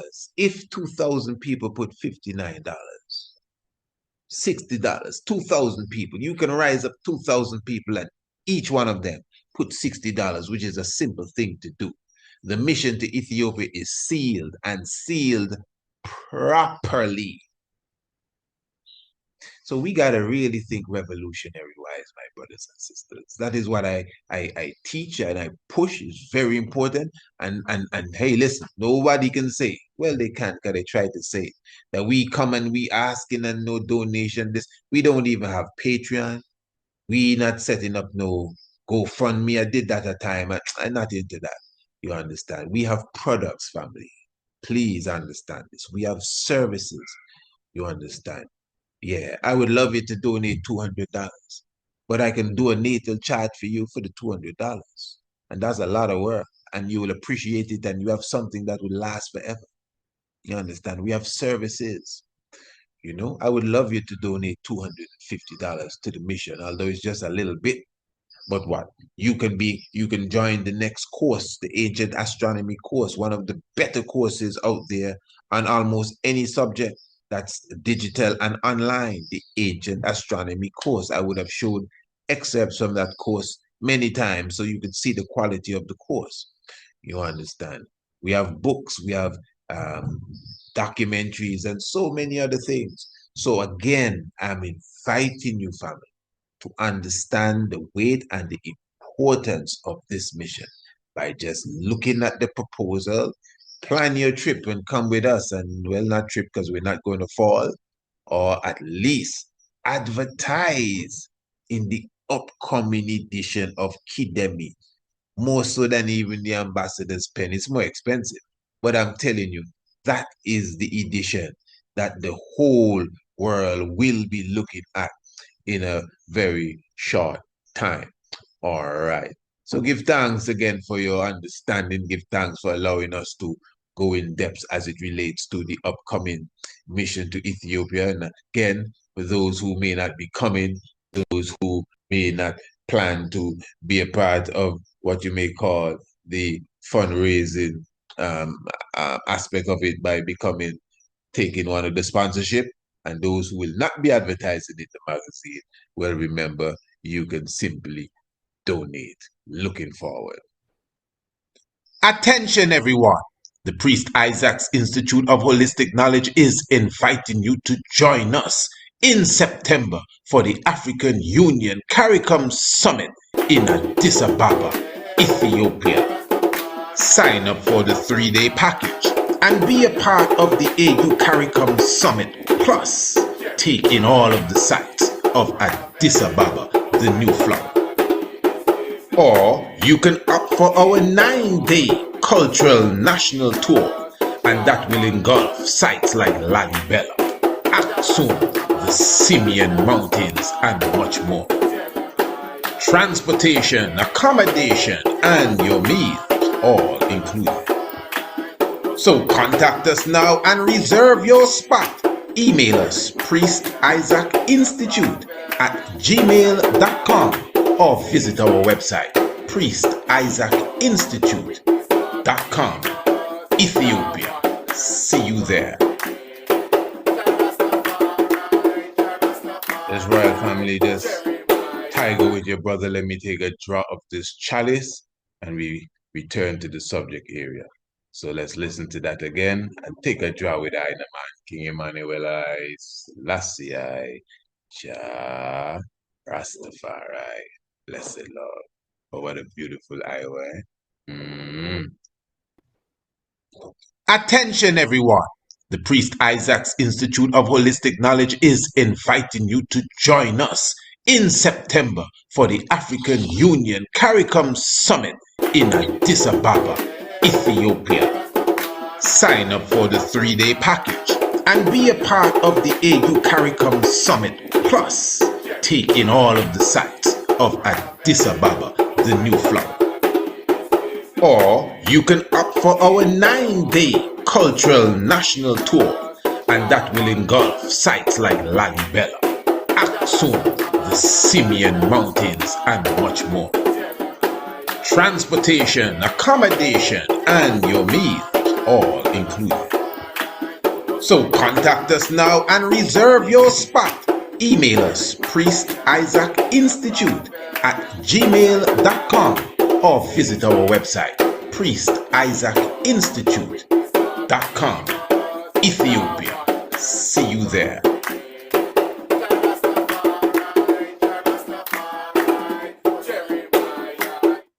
Yes, royal family. We give thanks for that beautiful, beautiful vibration. So we're thankful once again for all those who are already on board. Give thanks, I must say, and those who will be coming on board as well. Now, as it relates to the subject area now, so where were we now? So anyone has an answer? As this is a premiere, maybe we may not, within the chat. I was asking if the Son of Man is Haile Selassie as well. You know, what you're looking at here. This is the Ethiopian version of the Trinity. For those who believe in the Orthodox Church, the Trinity is actually seen as three beings. And I may ask, which one of these is the Son? Is it the one on the left, the one on the right, the one in the middle? We may believe the Father is the one in the middle. I'm not too sure. Is the Father, the Son, the Holy One? But for sure, you are looking at three male beings, three figures, which really shows that the concept of the Trinity being three male beings is nothing outside of at least this ancient African outlook of God. And let me also highlight again that the whole tradition is a very ancient tradition. The concept of the three saviors there, the prophet, priest, and king concept, the Father, Son, and the Holy One concept. It doesn't rob the mother, father, and child concept of his glory at all. This is very important because that's religion again. Or which one is the real Trinity? A three man there and mother, father, and child, and no, nobody argue it. The triune, the three that works together is the prophet, priest, and king. That's how the government runs. And remember, this is seen in the heavens. I wouldn't even argue with no one over these points for sure, because it's not only seen in the heavens, the mathematics is clear as they are exactly 180 degrees away from each other. I'm talking about the Trinity of Orion or Sahu and Gemini, Sa and Tefnut. Hu and Sa, Shu and Tefnut, same beings. Hu and Sa, Shu and Tefnut, male and female, above Sahu or Orion. That's mother, father, and son. That's a trinity. And exactly 180 degrees, like midday and midnight on the other side of the heavens, if you understand astronomy in its depths. You have the next trinity of the prophet, the priest, the literal priest, and the king with the crowns, the southern crowns and the northern crown, which is Hercules, Sagittarius, and the serpent holder. I mean, this thing is it's just you can't make this thing up. So that shows. And even if no one gets it, I can't act as if I don't see it and don't understand it, because that is troubling sometimes. You would understand something, you bring it to the world, and it appears as if at least those around you don't get it. But that don't make you have to, like, well, maybe that's not what I see. No, that's what you see. Sometimes we see things and we call others to verify it. Hey, you see that? No, no. You sure? You sure? And because they don't see what you see, you kind of feel like if maybe that's not what you see. No, no, you stick to your guns. You understand? So there are two trinities in the heavens: the Father, the Mother, and the Child, and the prophet and the priest and the king. Constellations highlighting this. So the concept of the three male beings is as real can be. And this is why, returning again to the conversation that we just had about the Son of Man, in the book of Revelation, chapter 5, it talks about the you know the figure sitting on the throne. Now, this one is a massive puzzle. Who is the man sitting on the throne in Revelation chapter 5? The man sitting on the throne is God, you know. Who is he? Okay, don't answer yet. Now, the man sitting on the throne in Revelation chapter 5, he had a book in his hand, eh, with 7 seals sealing the backside of the book. And one of the angels cried out, "Who is worthy to take the book and open the 7 seals?" And it says, nobody was found worthy in heaven, nor in the earth, nor under the earth, and all over the place they look and they couldn't find no one that was worthy to take this book and to open the seals and take the book from the man that sitteth on the throne. And then somebody said, "Don't worry, man. Stop the crying. The Lion of the tribe of Judah." Who that? Haile Selassie. Okay. The Lion of the tribe of Judah hath prevailed to take the book and to loose the seals thereof. Then it says, in the midst of the throne stood a lamb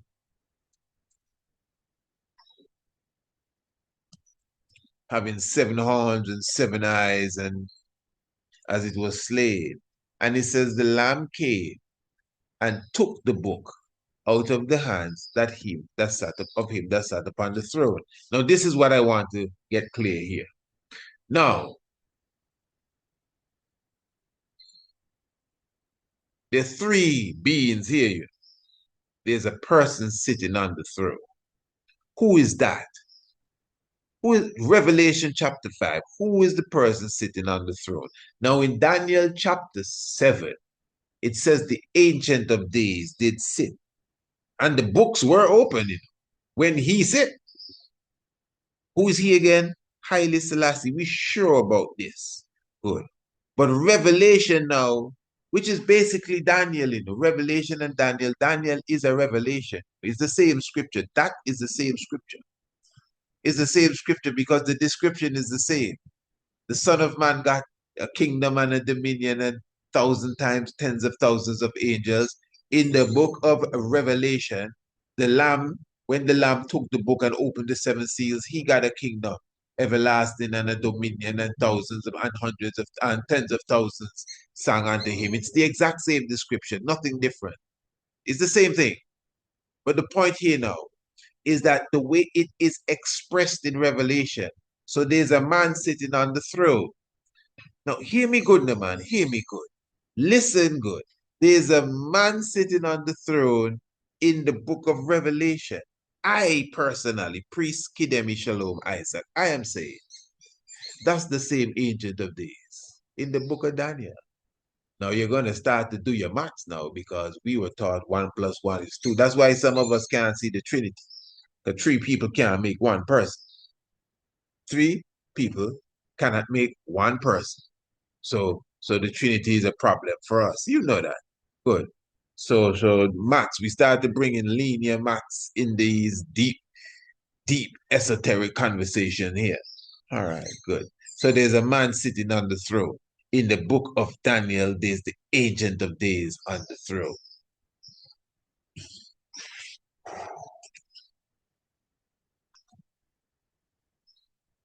In Revelation, it says somebody needs to come and take the book from him that sitteth upon the throne. Who can take the book?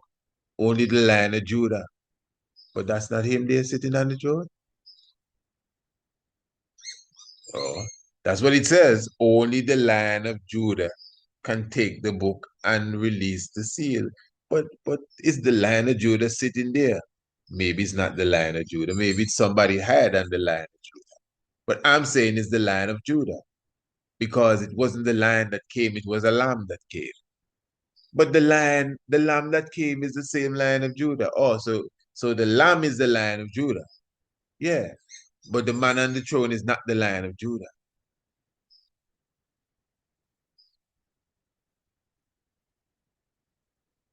So when the lamb came to the man on the throne and took the book, is the man on the throne the same Ancient of Days in Daniel? Because that's the Lion of Judah. And the disbelievers that are listening, that are just watching, that don't know the depths of it, saying, boy, you mix up, mix up, mix up. Hey, he just mix up, mix up. No, I don't mix up. No, nobody mix up. Hey, hey. You see, I'm actually bringing to the forefront things you never even thought about. You just go to church or wherever you go and make the pastor lie to you. You never even sat down and calculate this. So now it's really coming to light. Oh yeah, but you don't know how to handle it, and you already have this pre-outlook of me. So it's you mix up, mix up, mix up. He chippy.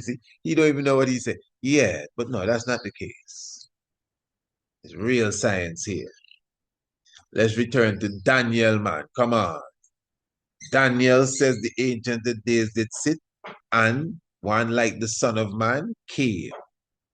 The same prophecy is seen in the book of Revelation, where the man sat on the throne again. The Lion of Judah was called upon to take the book. So the lion is coming, but a lamb appear, or the lion is the lamb. So if the lion can be the lamb, what's wrong with me saying that the lion is the same man that sit on the throne? Because in the other prophecy, the man that sit on the throne is the Lion of Judah. That's the prophecy of Daniel.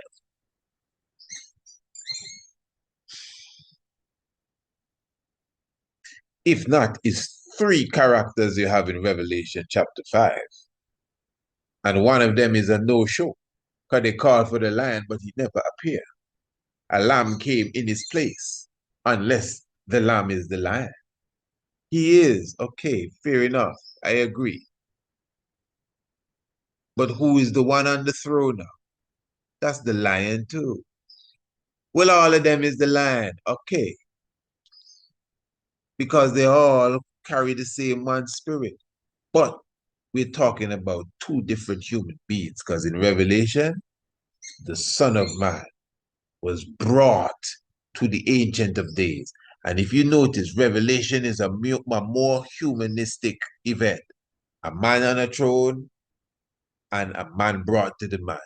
Not a lion, not a sheep, not seven eyes and seven horns and all of them things. No, you can see that's allegory all the way. But you can see now a more clear historical outlook when the ancient did sit and the thrones were cast down. That's all we're saying here. So we're looking at this now realistically. That's why I took the time to highlight the Trinity to say which one of these three is the Christ. Because the concept of the Trinity, the three beings, is nothing new to us. You may say, well, I'm not into the Egyptian thing. All right, but I just highlighted it from a biblical point of view. The book of Revelations, Psalms, pardon me, 110. The Lord said unto my Lord, them two Lords there. These two Lords represents God. Both of them represent God. One may say, well, the second Lord is King David. To some degree, you're correct, but the second Lord is not translated King David, it's translated Adonai. Adonai. Adonai is like a Christ figure. The first Lord is Yahweh, and the second Lord is Adonai. In fact, when you read the Bible, the Lord with all the capital letters is different than the Lord with capital L and then common O-R-D. All capital letters is Yahweh or Yahweh, and capital L common letters is Adonai, and then common L and the common letters, that is, yes, my Lord, and these different things. So ones are saying that, my Lord here represents David, and in a sense it does. But in the religious sense, you will not see it because David is just a kind of a strongman figure, like in the strong religious sense. But in the mystic sense, David is a Christ. In the mystic world, David is a Christ figure. Solomon is a Christ figure.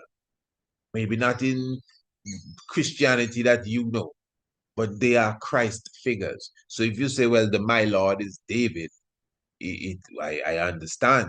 But that's Adonai. Be very clear of this. Read this now. The Lord, Yahweh, said unto Adonai, Sit thou at my right hand until I make thine enemies thy footstool. Want you to catch this good. The Lord shall send, that is Yahweh, shall send the rod of thy strength out of Zion. Rule thou in the midst of thine enemies. Thy people shall be willing in the day of thy power, in the beauties of the holiness, in the womb of the morning. Thou hast the dew of thy youth. The Lord, which is Yahweh, had sworn and will not repent. Thou art a priest forever after the order of Melchizedek. The Lord at thy right hand, that is Adonai. The Lord at thy right hand shall strike through kings in the day of his wrath. So you can see again, you have the Lord, the capital Lord, and you have the Lord Lord with the capital L and all the other letters common. And they're both God figures here. And I'm only highlighting this again so you can see the reality. I'm not saying, oh, well, this one is Prince Emmanuel. And no, I don't even reach there yet, and I have no intention of reaching there. I can do that. Oh, I can do that hands down, and nobody can even move. But that's not the mission here. I'm just trying to bring to you I'm trying to be realistic with it then. So don't be too religious. Don't get caught up in Christianity, turning Rasta into this Christian doctrine. Or this is not the real Christ, it's this one over here. What are you talking about? When you read the very same book that highlights, and in fact, that's why they took some of the books out of the Bible, like all of the prophecies of the children of Israel. You know, the prophecy or the testimony of Judah, the testimony of Levi, the testimony of Naphtali, all of them say the same thing, that God shall return in Judah and in Levi as a priest and as a king. These are the books they took out of the Bible, books that tell you God shall return in Judah and in Levi. So it's not just Judah alone as a priest and as a king. So we know these things. Are we going to pretend as if we don't know them? Hmm? The book of the Kebranegas. We all speak about the Kebranegas. Look at right here. And the tabernacle of the law of God, the holy Zion, shall remain here until that day when our Lord shall dwell on Mount Zion. And Zion shall come and shall appear unto all prepared with 3 seals. That's the testimony of the Ark of the Covenant. This is the Kebranegas. The Kebranegas is the glory of the kings.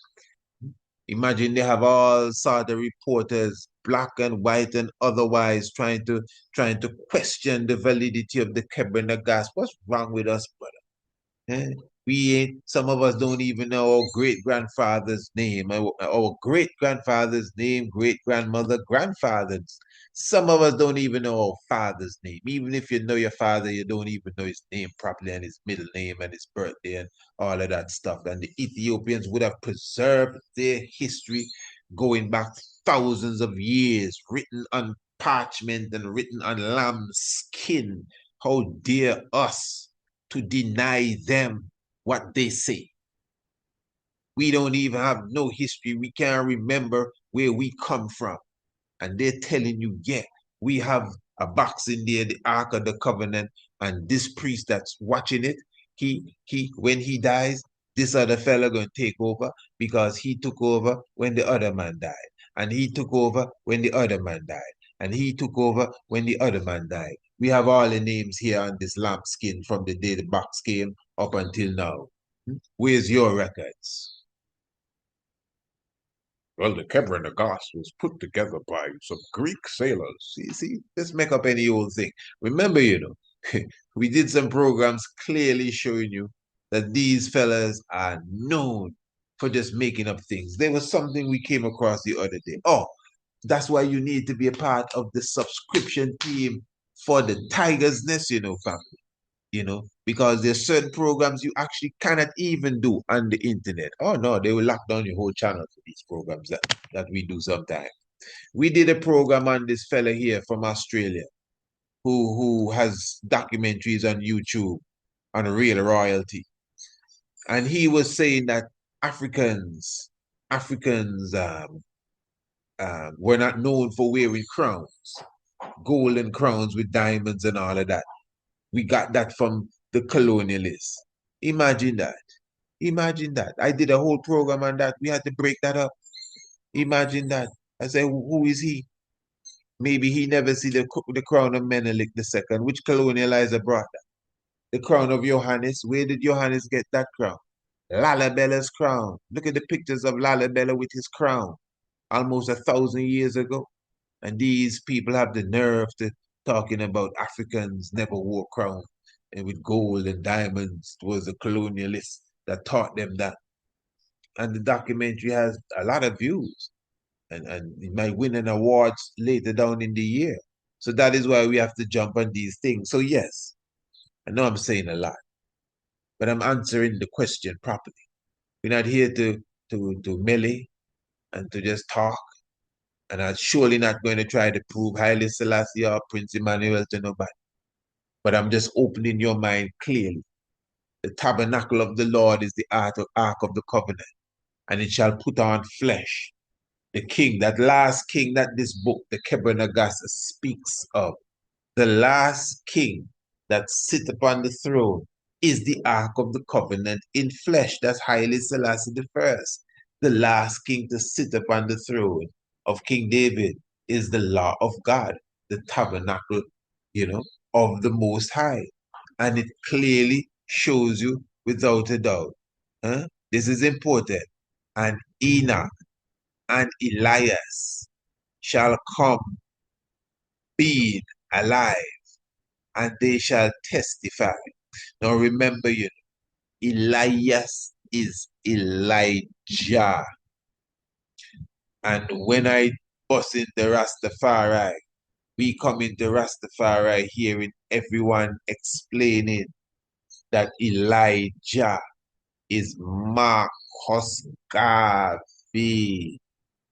And of course, that is the truth. But the Kebra clearly highlights that when the Lord shall return and the ark shall put on flesh, Enoch and Elijah shall rise with this Lord, being alive and testify. Now I know the story of Elijah and Enoch is very, miraculous and whirlwind and took up in and never die and all of that. I know that, you know. So when I want to see Marcus Garvey born in 1887, you may say, but if he's Elijah, he didn't have to born again. He's supposed to come back in the fire and all of that stuff. Let's not get, too superstitious here, and let's think realistically. Marcus Messiah Garvey is the Elijah, the John the Baptist of that prophecy that returned with the Lord. But the thing is now, the Kebra says that Enoch is supposed to twin with Elijah. Enoch and Elijah is supposed to come with the Lord. So if Marcus Garvey is the Elijah, who is the Enoch? And Enoch is considered to be the first Christ. If Elijah is that firebrand like Marcus Garvey is, the Enoch is supposed to be a priestly figure.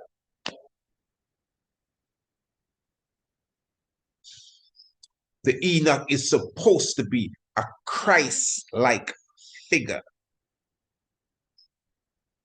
This same Enoch that talks about the Lord, ruler of the Sabbath in the Secret of Enoch, one of the books that they didn't want in the Bible. In chapter 20 of the Secrets of Enoch, in the 4th verse, it talks about seeing the Lord. In the chapter 20, the 2nd verse, it says, "Have courage, Enoch, do not fear. And they showed me the Lord from afar, sitting very high on his throne."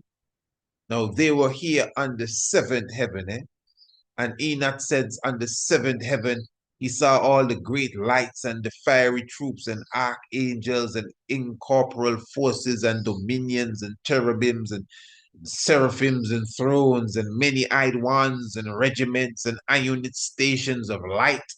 He said he became afraid and began to tremble, and terror and everything hit him. And the angel said, have courage. And they showed Enoch, the Lord.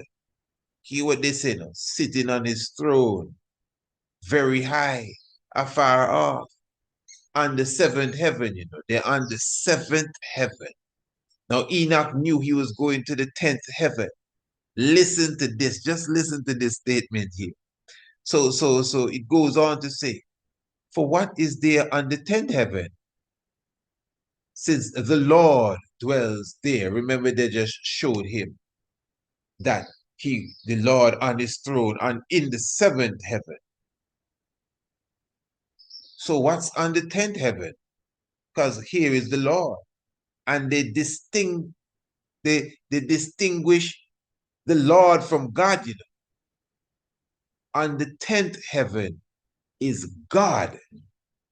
In the Hebrew tongue, he is called Aravat. So what Enoch is saying here, he was well taken up in the seventh heaven. He didn't reach to the 10th heaven yet. And he see the Lord sitting on his throne and everybody around this Lord. The Lord of the Sabbath, he called him. And the angels came and said, time to move on. And he was wondering, so what's on the 10th heaven, Ras? If the Lord is here on the seventh heaven, you check the vibes, and they say on the 10th heaven is God.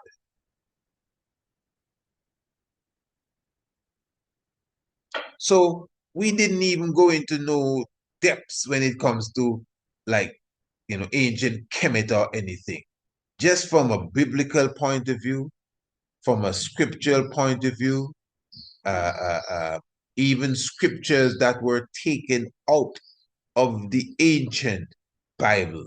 That's why it's scriptures, because it's like scripts you're getting. You ain't got the full thing here at all, at all, at all. Here's scripts and pieces and all of that stuff. That's really what we are dealing with. But even when you look at it from that angle, you understand. From the biblical angle, the way we took it, you can still see when we take off these religious spectacles, we're going deeper here with deeper understanding. That's why the book of Melchizedek says that in this last day, two Melchizedek shall appear. Two Melchizedek shall appear. One of the Melchizedek shall even visit the other Melchizedek after 7 years of that Melchizedek residing in the hills. It's a deep, deep thing. And when Haile Selassie visited in 1966, the newly independent Jamaica, and of course, a diplomatic exchange was made. That is very important as it relates to King Emmanuel. That is the two Melchizedek. The one in the east coming and meeting the one in the west that has been in the mountains for 7 years.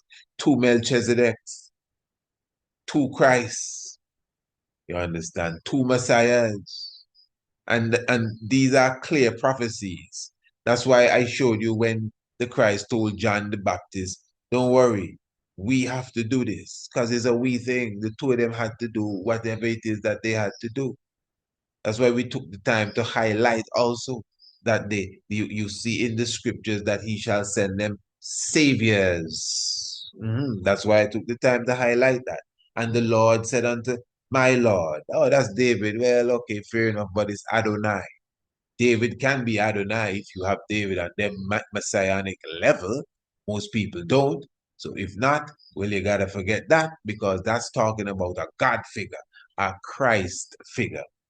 That's why, again, we took the time to even highlight the Trinity in ancient Ethiopia, the three male figures as well, and showed you the book of Daniel, which I think is the main point, where the Ancient of Days, none of us can deny, Haile Selassie did sit, you see. Because, okay, the Christ thing again, from you are a human being, and you're God in flesh, you are Christ.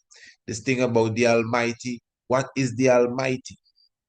What is the Almighty?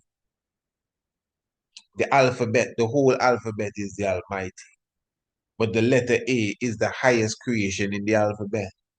The letter A first is the number one letter, but the whole alphabet is the Almighty.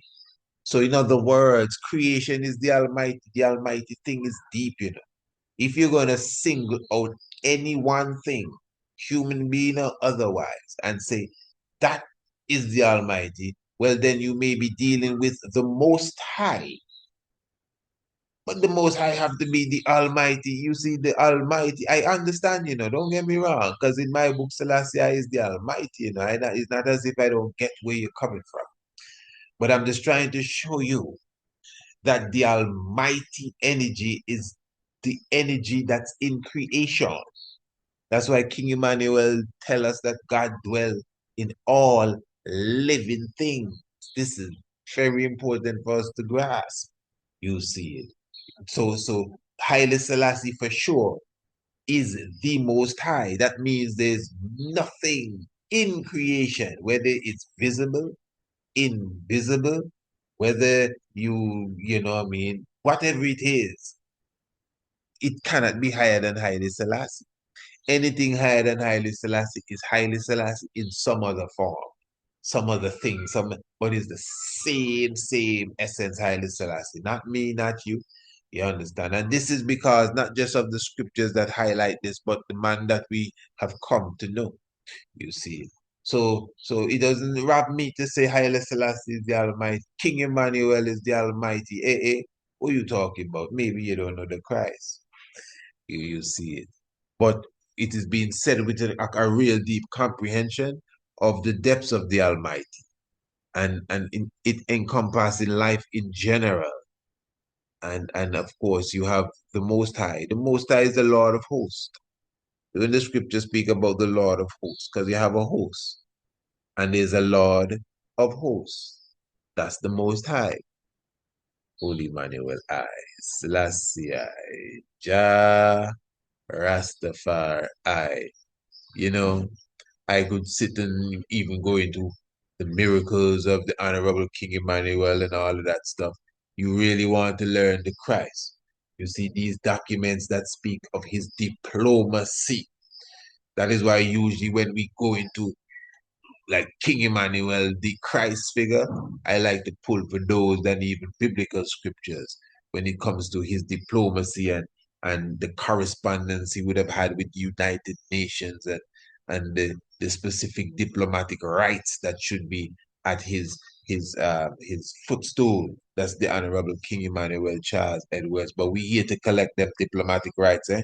Yeah, I don't think we forget it and do what needs to be done with them same diplomatic rights. It's these diplomatic rights, family, that we have been agitating for, even for our mission to Ethiopia. And this is why it is good for the family to comprehend even the works that is going on behind the scenes in the name of righteousness of salvation. Now, of course, I know this is a lengthy one, but this is a fundraiser edition. You know, this is with the length of time that we've been here, by now we should have raised several $1,000s for the mission. What you say? How many of us, you could put it in the chat, how many of us would have contributed so far since we've been here tonight? I'm sure someone would have contributed, not someone, someone that have contributed something this evening towards that mission to Ethiopia. You know, again, we're looking for ones to also be a part of the whole festivities. You know, join us for the tours, join us for the African Union CARICOM Summit. Be a part of the magazine, advertise, get a feature in the magazine Kidemi, or even the ambassador's pen. And then at the same time, you can become a sponsor and take one of the sponsorship packages and be promoted. In fact, you can do all three.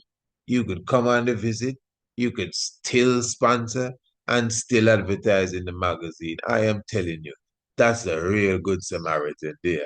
And then, of course, we are encouraging those of you who think all of that is just too much, donate. Yeah, I am looking forward to those of you who understand the value of this mission to put forward, whether it's $50, 500, 5,000, you understand the mission that we are on as it relates to the diplomacy, especially that aspect in Ethiopia. And I think it's just ripe timing as eyes are on the dam. I'm telling you, real ripe timing, because the progress in Ethiopia is something that one would become jealous of.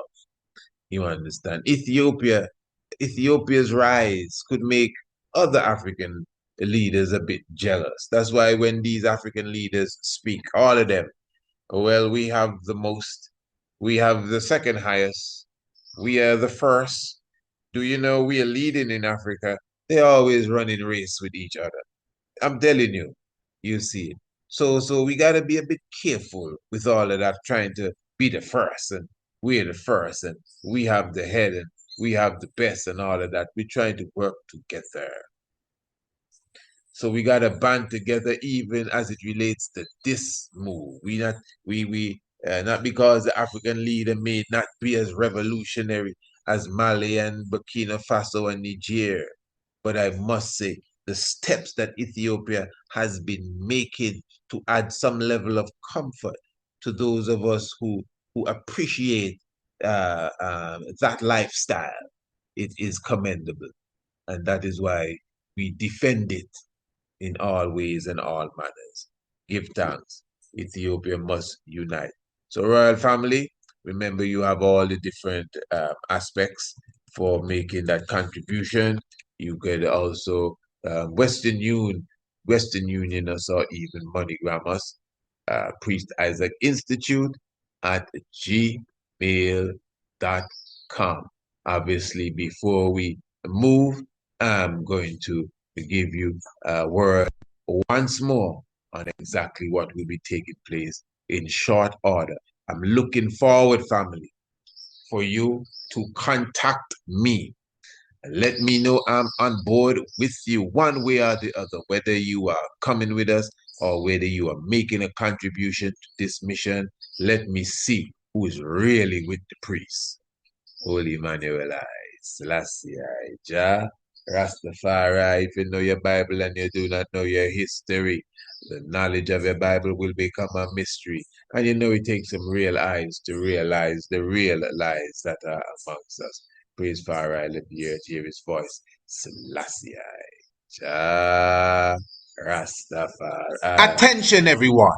The Priest Isaac's Institute of Holistic Knowledge is inviting you to join us in September for the African Union CARICOM Summit in Addis Ababa, Ethiopia. Sign up for the 3-day package and be a part of the AU CARICOM Summit. Plus, take in all of the sights of Addis Ababa, the new flower.